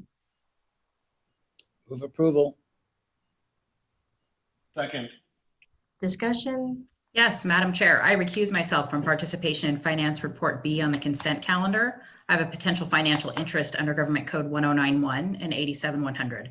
My husband works for our subcontractor who has done work for the payees. Thank you. Any further discussion? Dr. Benitez, Aye. Mr. Miller, Aye. Mr. Otto, Aye. and I vote aye. So hearing no opposed but one abstention, that passes 4-0 with one abstention. Business Department report. Move approval. Second. Discussion. These are the gifts that we're getting from the public, and it's always with a great deal of gratitude that we look and see what's being given us that we can use to the district to help educate our students. Might be a good plug for our Long Beach Education Foundation right now, Mr. Otto. If anyone wants to donate, give, we have an arm in our district to be able to receive those gifts and donations and be able to get them to our students. Yeah, point well taken. Thank you. Any further discussion? All in favor, Dr. Benitez? Aye. Ms. Kurt? Aye. Mr. Miller? Aye. Mr. Otto? Aye. And I vote aye. So hearing no opposed or abstentions, that passes 5-0. Purchasing and contract report. Move approval. Second. Discussion. Yes, Madam Chair. There are a couple of items here I think that align well with our conversation around our reopening schools in-person plan. Namely, that we noticed that our vaccine costs, our testing costs are included here. It'd be great if we could speak a little bit to that and sort of what our, kind of in two areas. One is from a fiscal perspective, what that looks like. And secondly, sort of how that aligns with our plan that we have. I mean, Susan Ginder, who's our project manager for our testing program, can speak to the fiscal aspect of these two contracts, testing program. Yes, thank you for asking. Like you mentioned, we are bringing two contracts to board with two different vendors. We are working already with one of them, trying to get our high school contact sports ready to be tested. They'll start testing tomorrow. That will be very exciting. And we have roughly 1,000 students that will be tested, students and staff for those sports. That is football and water polo. So the cost for that will run about $55,000 a cycle. And that will all depend on when we get in good enough tier with the county that we can end that process. But until we do, it's roughly $55,000. Then the elementary that will be returning is roughly 16,000 tests. And it's going to run about $300,000 to $350,000 a cycle for that. We will be reimbursed by Medi-Cal. It's not actually a reimbursement. The vendor will be billing Medi-Cal, but we don't have a way to determine how much that will be. So we're saying that the cost will be somewhere between $300,000 and $350,000 a cycle for that. And very exciting today, the vendor that we will be primarily using just gave us a huge price decrease, which is why we've changed the board item. And it's the Valencia Branch Laboratory, and it was set up by the state to help school districts deal with this issue. And they are now getting enough volume that they have economies of scale. Their test cost will now be $21 per test. So is there any more that I should add at this point, or does that help give you some background? I think that's good information. Can you tell us what a cycle is, or? Okay, when I refer to a cycle, if we were to test 16,000 elementary students each week, that would be the $300,000 to $350,000. If we're in a tier where we can only do it, where we're only required once every 2 weeks, then that's what I mean by a cycle. Okay. So the less cycles, the less cost. Right. The more cycles, the more cost. But it depends on which tier we're in, and then also what we decide as a district to do to provide for the safety of our students. Right. So the cycles vary in Yes. in length. Okay. But I will tell you, on the sports cycle, as long as we're testing, it is weekly. They're required to test them weekly. Right. And a major part, in my opinion, of going back to school, which is the main topic of this meeting tonight, is going back to athletics as well. And this is the beginning of that return to normalcy as well. And in order to do that, we are required to do this kind of testing, or in fact, weekly testing. And yet I had several telephone calls today from people that I know who were so excited that this felt like school was beginning again, because these things were going to be made available. And so it was moving to have people say, finally, we're going to have football and cross country, water polo back as well, because it's an intimate part of what we. Thank Yeah. you. And Yes. I just wanted to acknowledge what you talked about, Susan, was that this really is about student safety. And so we had some folks who are commenting that because it's not required, we don't need to do it. We shouldn't have to do it. And I think for me, this speaks to that our community is experiencing COVID differently in different parts of the city, different zip codes. And for some, they may feel it unnecessary because their experience has been that COVID isn't as intense. But we know for some communities that have been incredibly hard hit, including our Black and Brown communities and our lower income communities, that safety is at the forefront of everyone's mind. And this is a step that we can take to make sure that we are aware that the pandemic is more intense in different parts of the city. And this is the care we will take of our family and community. Thank you. Okay, any further discussion? All in favor, Dr. Benitez? Aye. Ms. Kerr? Aye. Mr. Miller? Aye. Mr. Otto? Aye. And I vote aye. So hearing no one opposed or any abstentions, that passes 5-0. Now we are at superintendent's items, where we have none. Unfinished business, we have none. New business, second interim financial report for 2020-2021. And I believe we have Renee Marcus to speak on that. I'll introduce the item. Okay. So we're happy to present the second interim financial report. It's our second required financial report of the year.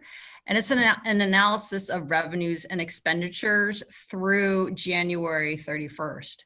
The board is required to certify whether the district can meet its financial obligations for this year and for the 2 subsequent years, and we are recommending a positive certification. So I'm very happy to introduce Renee Arcus, who will provide a summary of the report for you tonight. Hello, good evening, everybody. Thank you for the opportunity to provide some information regarding the second interim report. So I'm making sure it comes up on the screen. Give it one moment.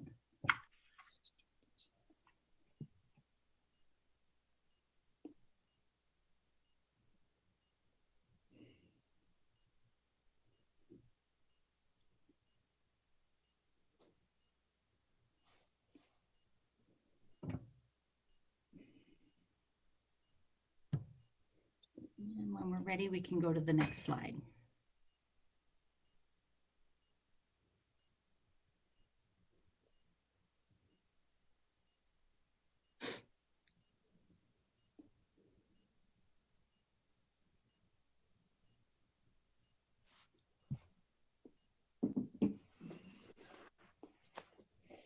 Sorry, Ms. Arcus, we're having issues with the full screen, so it's going to look like this. Can you all see it? Yes. Okay. No problem. Thank you very much. So we'll start with a little bit of an overview. Slide 2. Thank you. So we have some news regarding the second interim, and a lot of this change comes from the governor's January budget. So in January of each year, the governor will release a budget projection for the next year. And the revenue picture that the governor provided in his January budget has provided us with a better picture than we reported in our first interim. So a reminder to everyone, these are proposals only. So we're gonna watch in May, we will get a May revise on our budget, and then we will move forward with adopting a budget. And sometime late in June, we actually receive the final state budget. And at that time, we can make changes to our budget sometime in August. So right now, these new projections are looking better, and they're mostly through the governor's January budget. In addition, the district itself has been able to improve our unduplicated student counts. I'll talk a little bit about that later, but we've talked about this at several board meetings regarding the student reporting that we have been actively asking sites to help on. And our increase in unduplicated pupil students was from 63 to 67%. And you will see a marked increase in our revenue in the current year for that purpose. Our expenses remain mostly in line with first interim. However, at second interim, we did receive notice of some new federal COVID relief funding. This will be referred to as ESSER 2. It's approximately $90 million, and we were able to incorporate that into our multi-year plan. The ending balances have improved, but we want to just keep in mind that the deficit, we do have some deficit spending still projected in our out years, and we're going to monitor that closely. So this is a little bit of an update on our unrestricted general fund revenue and the change year over year. As you can see, last year, we received about $771.8 million. And you can see the projection has reduced this year. That's mostly due to a 0% COLA.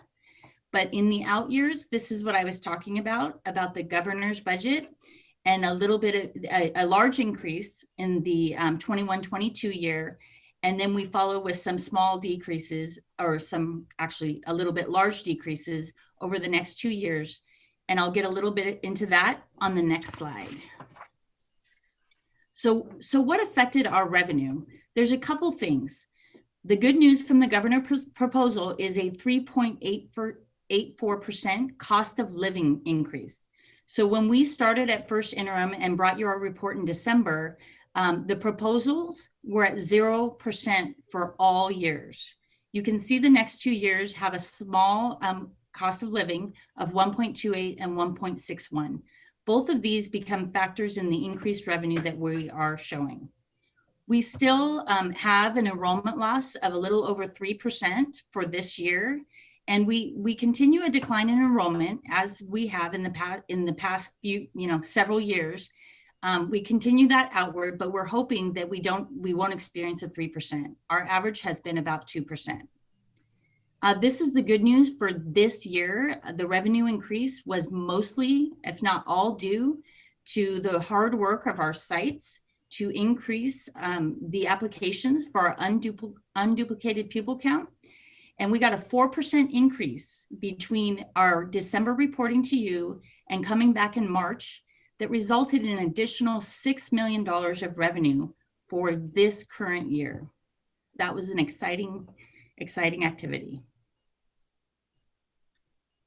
The expenditures, we've showed this before, and we do have a slight decrease in this year. A lot of that is related to some changes in just the fact that we've had distance learning rather than in person.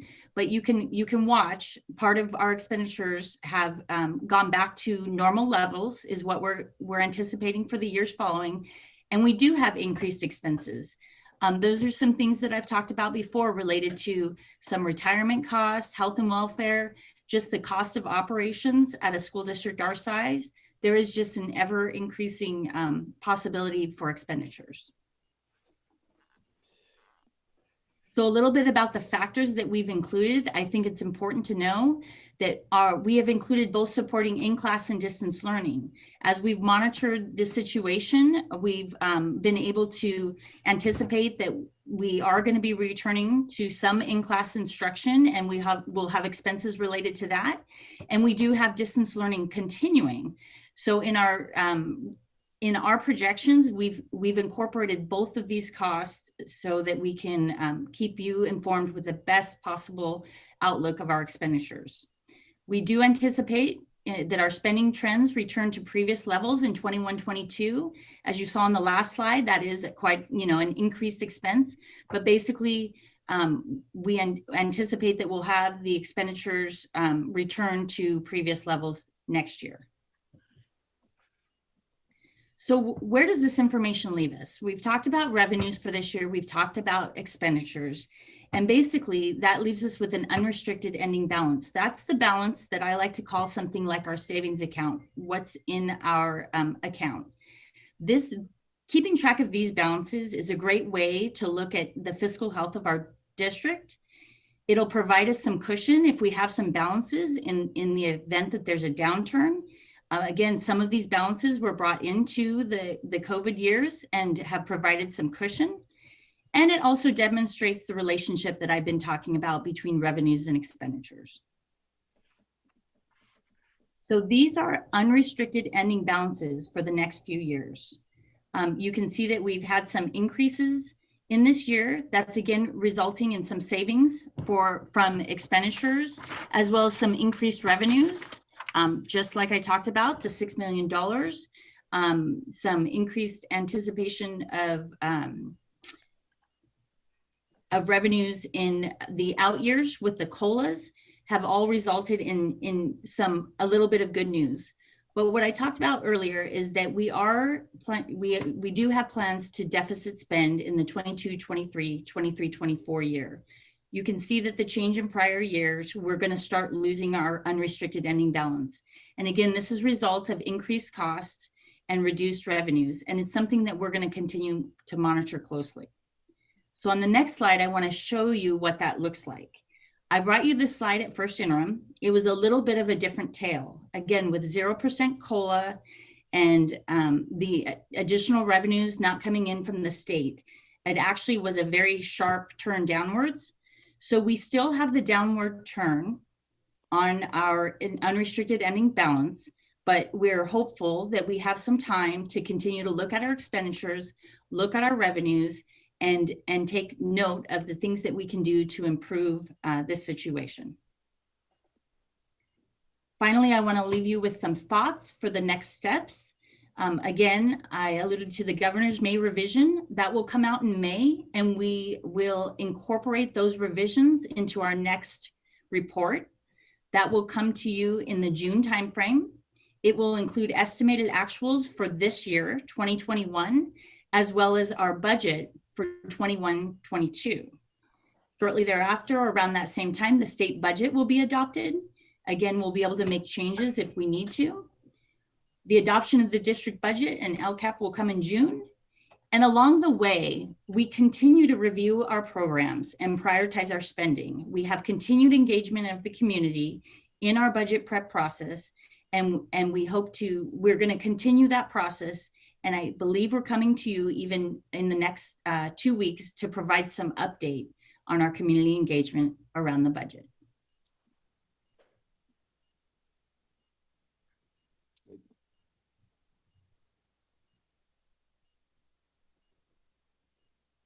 I move to approve. Second. Discussion.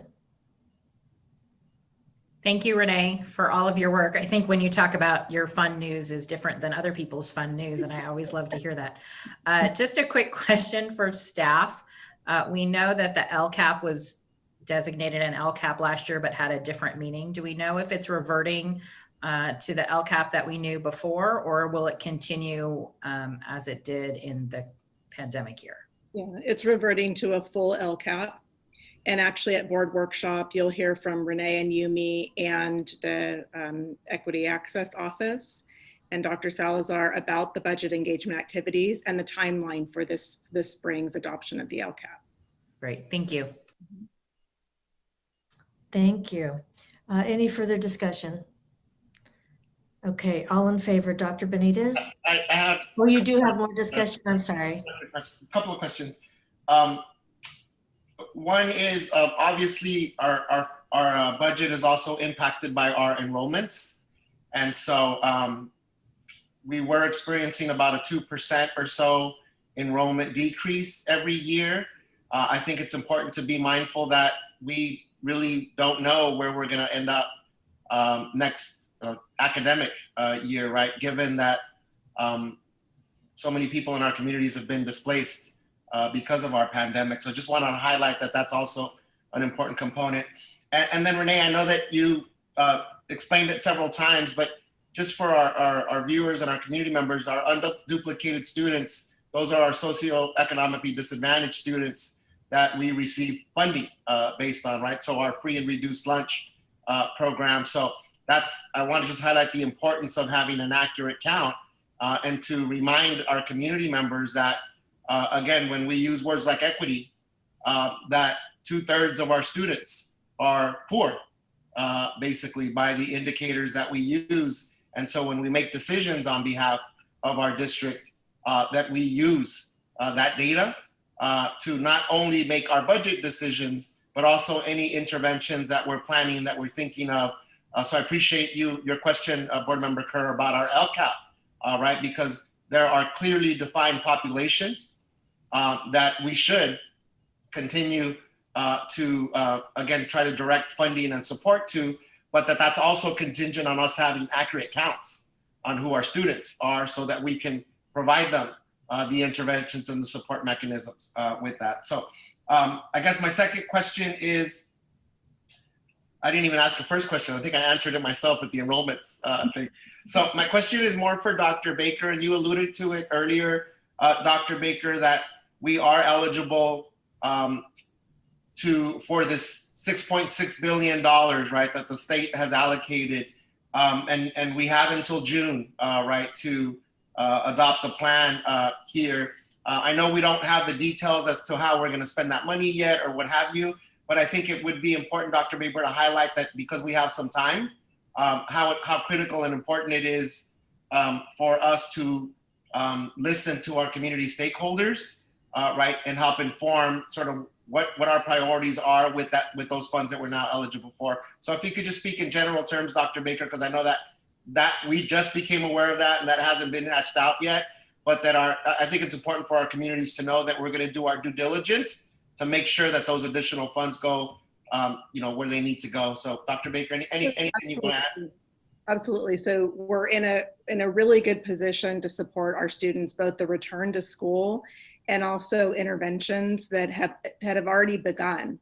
And so I think Dr. Lund mentioned, or it could have been Mr. Moskovitz mentioned, that you approved contracts for additional tutoring resources.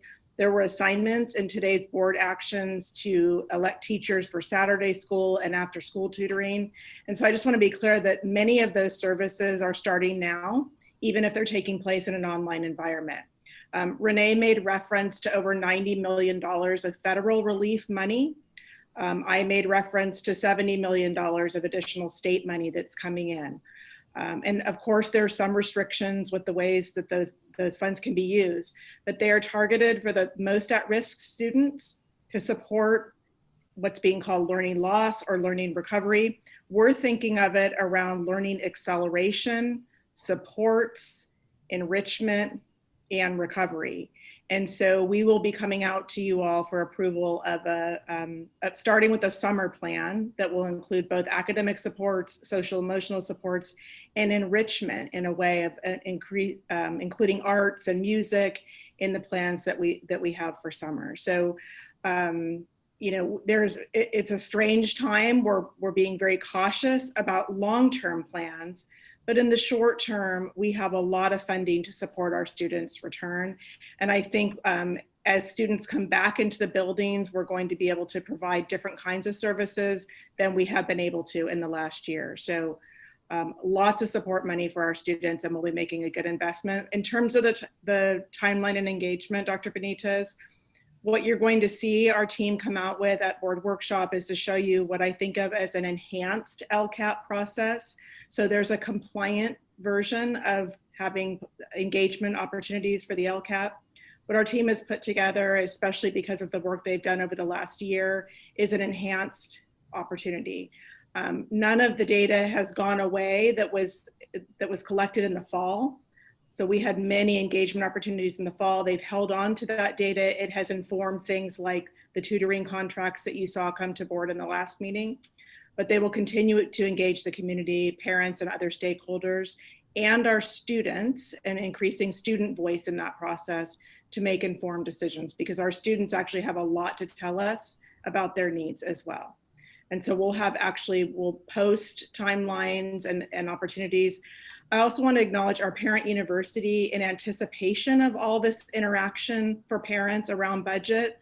Budget is complicated. So what Renee just provided for you is incredibly complicated work. And I want to thank Yumi and Renee and Susan and their teams. We will actually post the presentation and or a memo that actually simplifies all of this for our public. It will be translated and posted in some way to support them.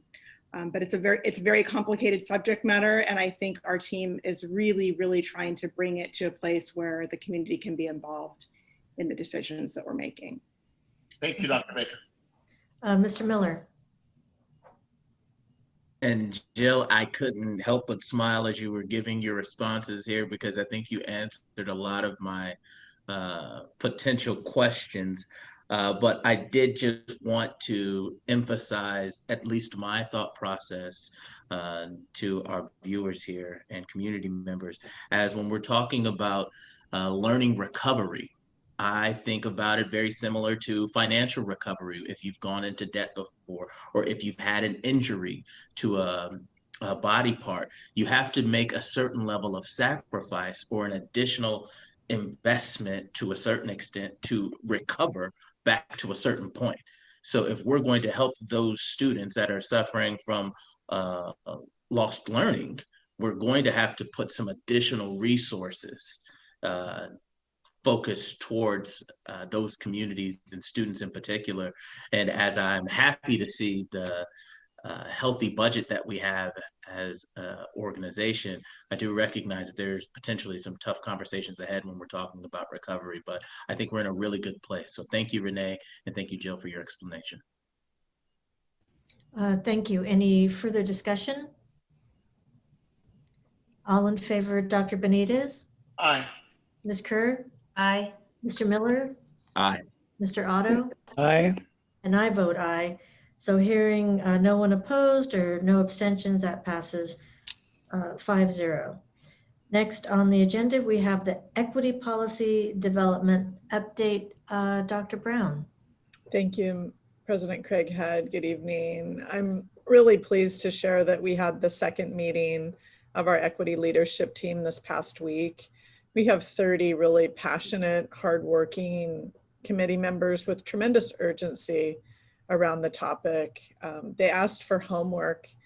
They demanded homework, actually, because there's more to do than can be done in any one meeting. And we're extremely appreciative of the commitment of the group. We are working toward the creation of an equity policy that we will bring to you by June. That's our primary task right now. It's also important to share that the equity leadership team work groups that we have engaged, about 120 people have also met since we last were together. And the role of those groups is really to be a review team. So the equity leadership team is the development team of the policy, but the work groups are the review team. So that when we are bringing a policy to you, you can know that it has not only been developed and edited and modified by the equity leadership team, but that it's been vetted by about 120 other participants who are also passionate and interested in this topic. Going forward, we will be bringing that policy to you by June, and we'll be doing that with the idea that our equity policy is a starting point. It's an umbrella of further work to come. It's not a policy that we think will live for 5 years, but rather one that will need to be fluid as our efforts change and flow. And also it will be a policy by which we look at other key policies that we have in the district and infuse the lens of equity into those areas. So it's not enough to have an equity policy. Our further work will be to infuse the way that we are visioning, working towards creating a more equitable system in all of our areas specific to hiring practice, recruitment of staff, curriculum, decision-making, student discipline, the list goes on. So we have a lot of work ahead of us, appreciative of the group that's working together, and look forward to sharing more with you as we move forward.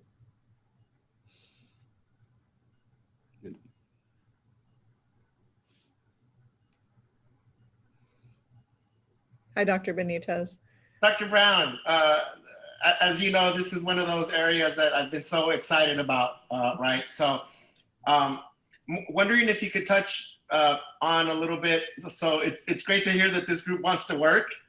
And in many ways, one of the spaces that, among the many, Dr. Brown, that I saw your work really pay off for us was with our CAC group, right? Just to name one.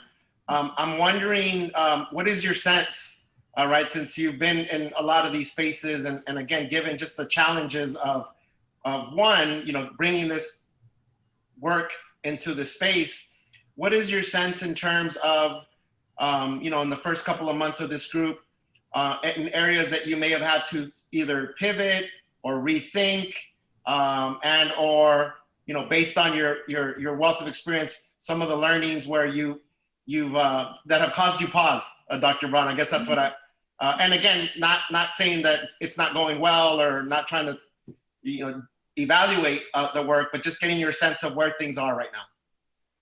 I appreciate the question, and I share your excitement around the work, and I'll give a very candid answer. This is important work. This is work that comes with a lot of lived experience, and a feeling that it's past due. And so when something's past due, there's not enough air in the room to contain it. And that's what we're working through. We're working to capture the experiences of the group. We're working to create a sense of connection and relationship amongst us so that we can have hard conversations and do hard work together. We're working on engagement in hearing those experiences, and we're working on a product.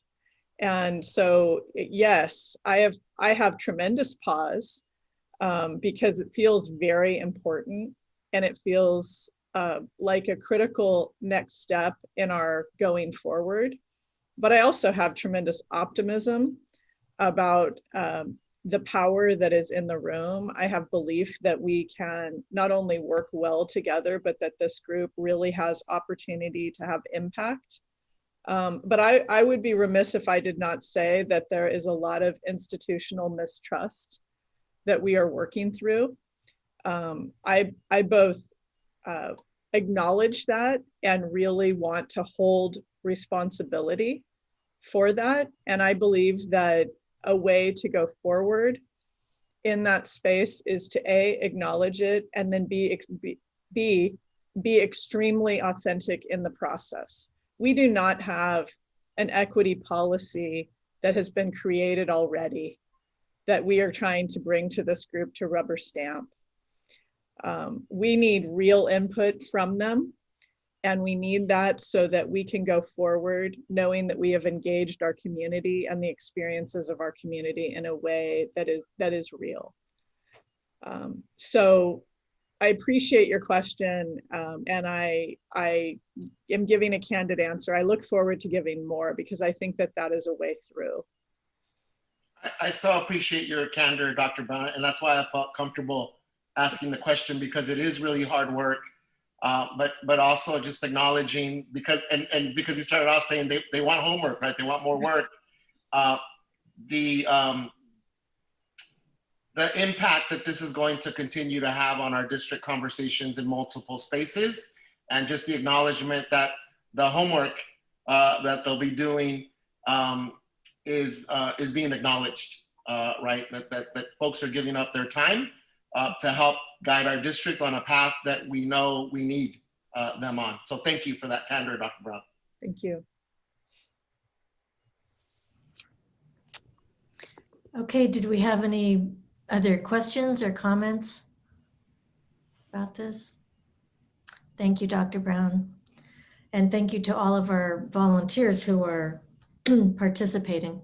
Now we go to report of board members. So we'll start with Mr. Miller. All right, thank you. I have a number of things that I wanted to report on. First, I just wanted to acknowledge Women's History Month. Fairly new, but in the same token, it is an important recognition as we recognize the world's better half.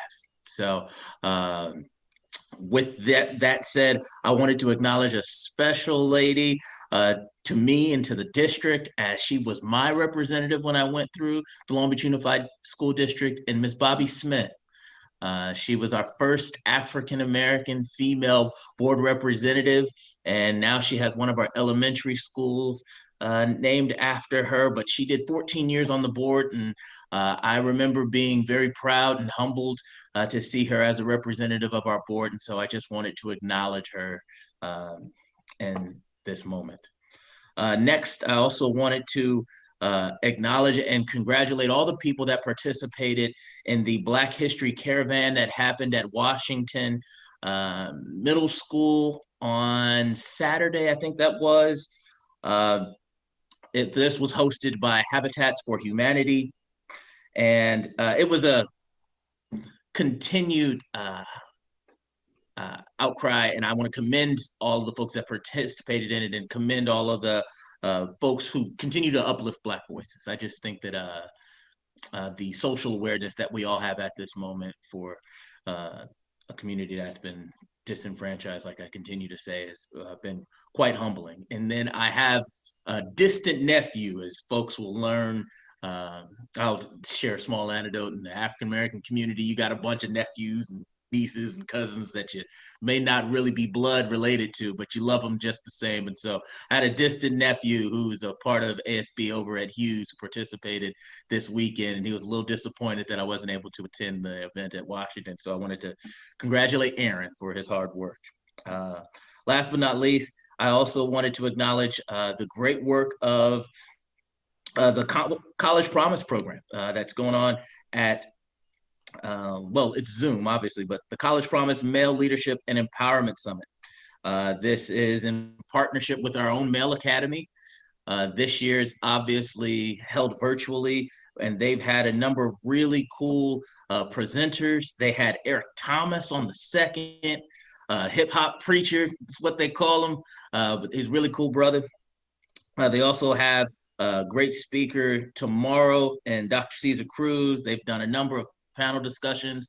I've worked closely with the Male Academy over the past 10 years or so. I think it's been really proud of the work that Lionel Gonzalez and all of those young men have been putting forth, because I think that it's a really great group. If you're interested in attending the final day, which is tomorrow, and seeing that presentation by Dr. Cruz, visit Eventbrite and then just type in Male Summit and it'll come right up. That's all I have. Thank you. Thank you, Mr. Miller. Ms. Kerr. Yes, thank you. I'll be brief tonight. I just want to thank staff, as Mr. Moskovitz said, for operationalizing plans that have long been in the works, and really including the voices of staff and teachers as we create a return to campus plan, again, while supporting all of our students as they continue to learn throughout the year, the rest of the year. The Voices of LBUSD is a group that puts together work around Black History Month. They're doing Women's History Month and disability awareness. So for those of you on social media, I would implore that you check that out. Our media services team has done a fabulous bunch of videos, group of videos around Black History Month, and continue to do good work to uplift the voices of our diverse community here in Long Beach. I just want to express gratitude to them for continuing to do that work. I want to acknowledge everyone who took the time to participate in public comment tonight. As we heard, there is such a diversity of opinion, of concern, of plans, of hopes, of what this year continues to look like for our families and for our community. And the pandemic has not been perfect, and we know that how we respond isn't perfect, and it continues to evolve. And I'm grateful for the work that our teams are doing to put that together, and I'm hopeful that they will continue to listen as we've made adjustments throughout the year around screen time, around asynchronous learning, really listening to our community and to our staff around their needs as we move into this next phase of being together in a new way for some folks, that we continue to be open to the possibility. I know today we just had information regarding childcare options available in CDC and Head Start and Kids Clubs options. I would hope that as we continue forward, if more options become available, we'll make those available to our families and to our community to continue support the needs of our diverse students. So thanks to everyone who's doing that work, to our families who are still struggling to make the best choice for them in tough times. We hear you and we're listening. And to our students who continue to work hard every day, for our students who continue to struggle with engagement, we see you and we hear you, and we want you to be in community with us. So please continue to talk to us about how we can best meet your needs. Thank you. Dr. Benitez. Thank you, Madam President. So I want to start off by acknowledging that awesome video that we started off our meeting with from our Cambodian community member, Khmer interpreter, translator. I was in two spaces in the last week that really highlighted to me two things. One is the importance of two-way communication between our district and our community members.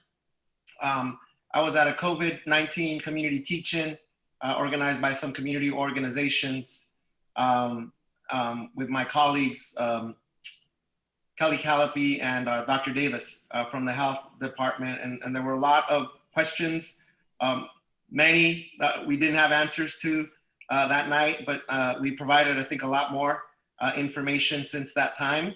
But the second thing that it highlighted for me is the importance, and I know I brought this up, of interpretation, translation. So I was happy to see in our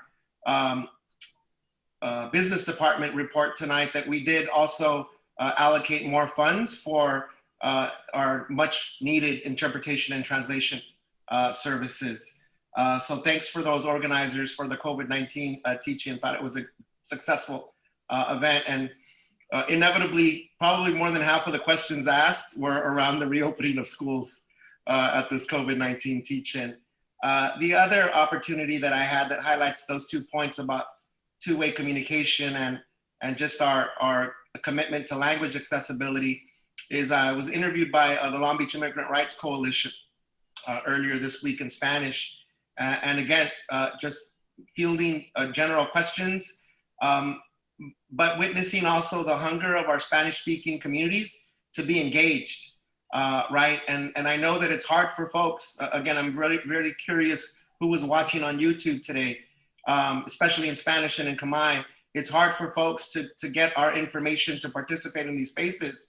But I think in partnership with our community partners, we had about 100 folks watching, and we were fielding questions from our Spanish speakers. So I would love for us to explore opportunities to do more of that in partnership with our community partners, because it is a heavy lift for our district and for our community partners. I think, Madam President, you mentioned, or it may have been our superintendent, that we'll be meeting at Browning for our board workshops. And I wanted to make a suggestion on our public comment, right? Because at times when we've gone in person in the past and then back to virtual, we've had this conversation right around how we handle public comment. I would suggest that because we obviously are getting a lot of public comment virtually, that we continue our phone system that we have. As I understand it, we're already paid through this academic year with that contract. And that way we uphold our commitment to providing our community engagement, particularly for those community members that may not be able to or may not feel comfortable coming in person with us. So those are just my thoughts. I know that we'll have more conversations about that, but I wanted to sort of bring that to light. Let's see here. I got two more things. Oh, I got vaccinated yesterday by our own Long Beach Unified School nurses at Cabrillo High School in coordination with our city's public health. So I wanted to express my appreciation for everyone that made that possible. Truly a collaborative effort, but made possible by our city's commitment. And our mayor has been a champion of this to make sure to provide opportunities for all of our educators to be vaccinated, right? And so it was wonderful to see Tuesday, 500 LBUSD employees at a high school campus being vaccinated by a team of 32 of our LBUSD nurses and support staff. So thank you to everyone. Our media services was able to document that. I think a YouTube video is out there somewhere in English and in Spanish. And so I wanted to take this opportunity to just remind our community members, vaccines are coming, not at the rate and the number that we want. But if we do have an opportunity to vaccinate ourselves, to not just do it for ourselves and our families, although I think that's very important, but to also do it for our community members, right? Particularly in those communities, as my colleagues here on the board have emphasized, have been hardest hit, that the only way to keep our rates down is to continue to social distance, wear our masks, limit our contact, limit our interaction. But now that some of us have an opportunity to vaccinate ourselves, that's another way to do it. And so I'm taking this opportunity to speak to our communities of color that for many reasons have a distrust of our health system, have a distrust of our vaccinations.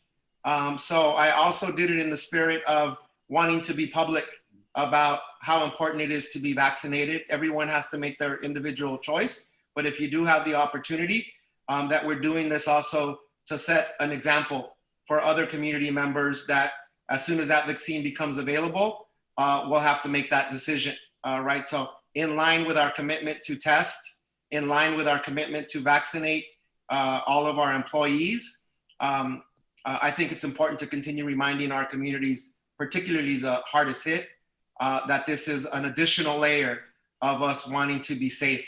Again, not just for ourselves and our individual families, but for our communities as well. So thank you for that opportunity. And thank you, Media Services, for documenting that. And I did a version in Spanish too, on the fly. So I appreciate that opportunity. And then lastly, and we already touched on it, thank you to our school site staff for all the work that they're doing to continue supporting our virtual instruction, but that it's a super heavy lift to be ready to go. And I got a good sense of that. And I remain hopeful that if we keep doing what we're doing, that we can bring students back and that at some point we will be back and have the opportunity to be back in person. Everybody knows that in person is the preferred option. And I don't want folks to feel bad that either chose the virtual option or are unable to bring their students in person, that our commitment is still to do right by our virtual instruction. So I appreciate the hybrid options that we have, the in-person and the virtual options that we have.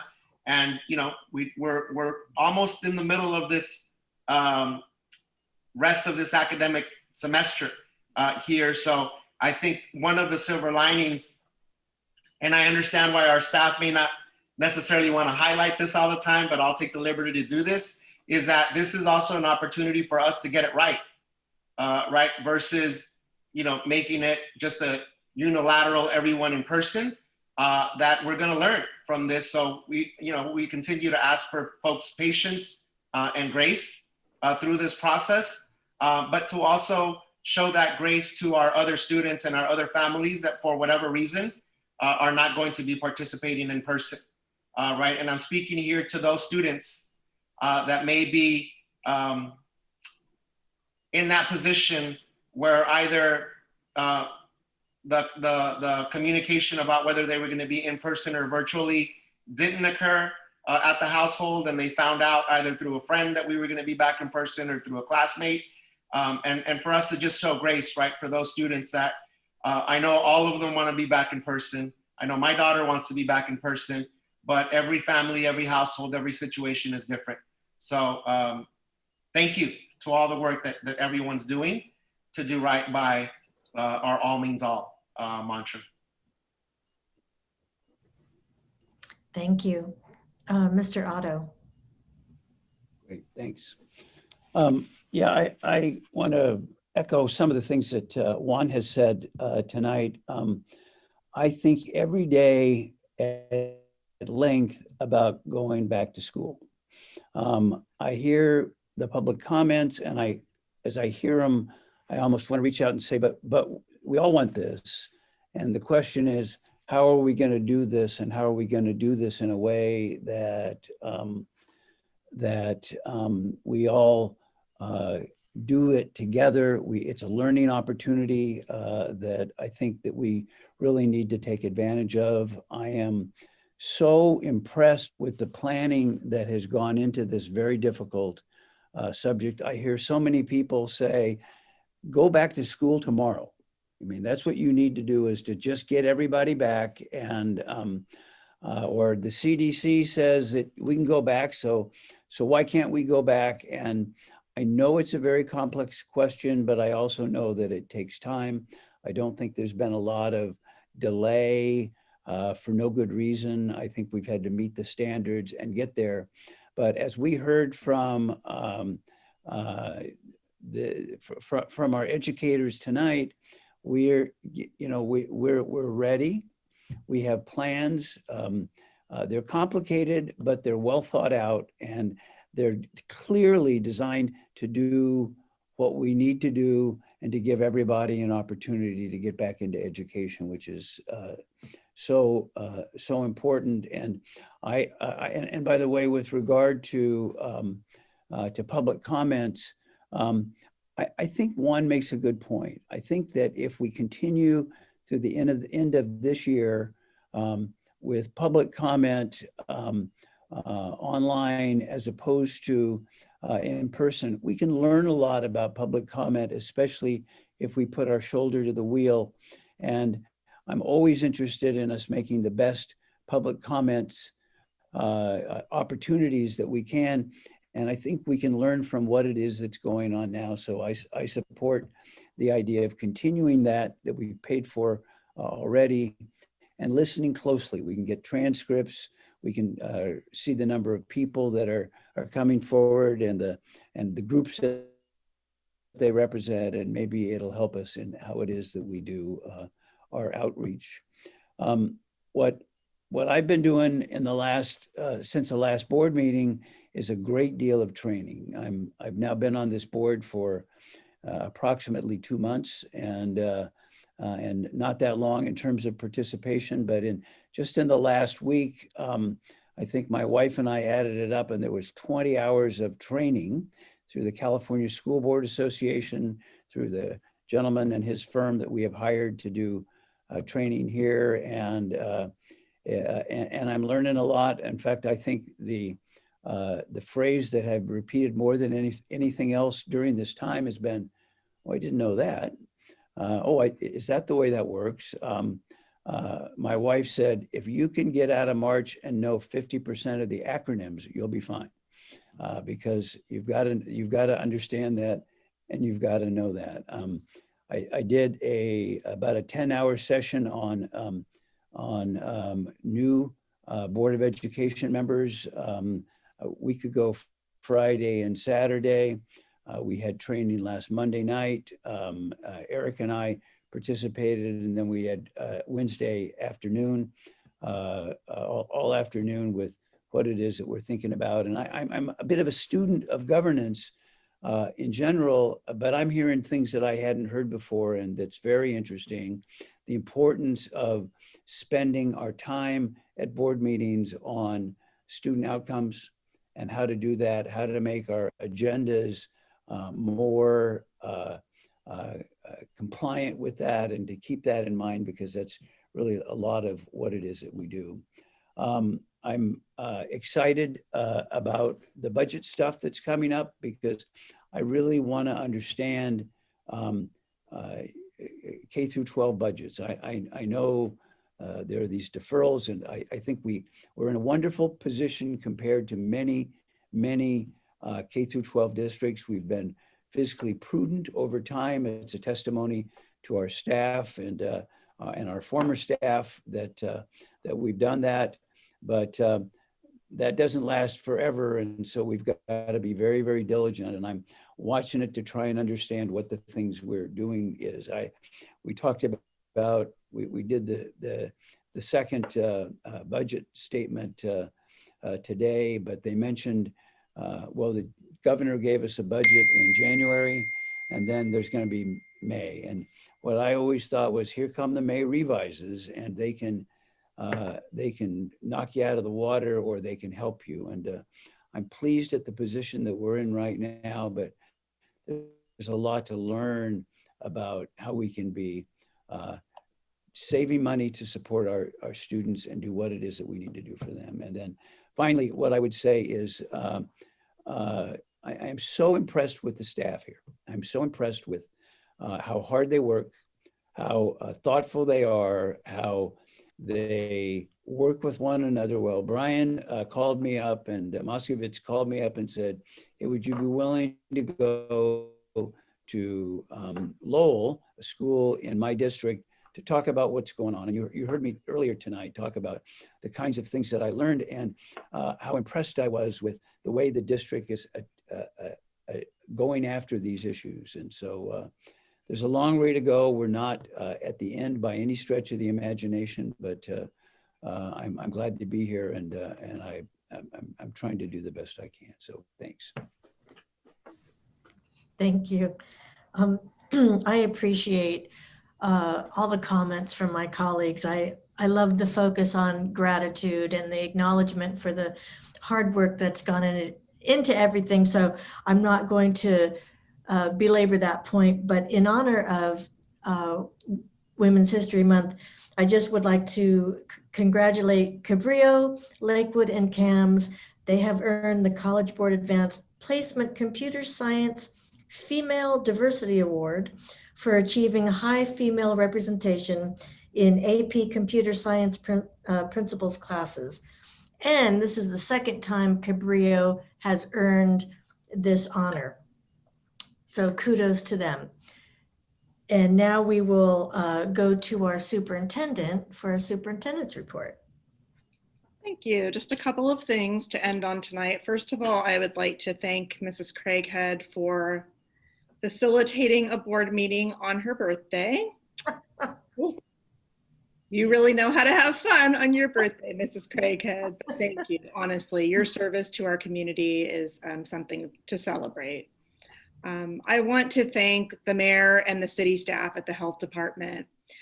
As of this Saturday, every one of our employees in the school district, teachers, custodians, nutrition workers, central office staff, maintenance workers, all of our employees have had the opportunity to be vaccinated. And that is a story to tell across this nation. We are being called upon for our collaboration, for our partnership. It wouldn't be possible without the city's early identification and securing doses for educators. It also wouldn't be possible without the leadership of our Board of Education and our staff. And so there's a great story to tell, because that collaboration existed before the vaccines existed, and we've built on it through managing COVID over the last year, making good decisions with our health department and being advised in a way that we can rely on good advice and good recommendations.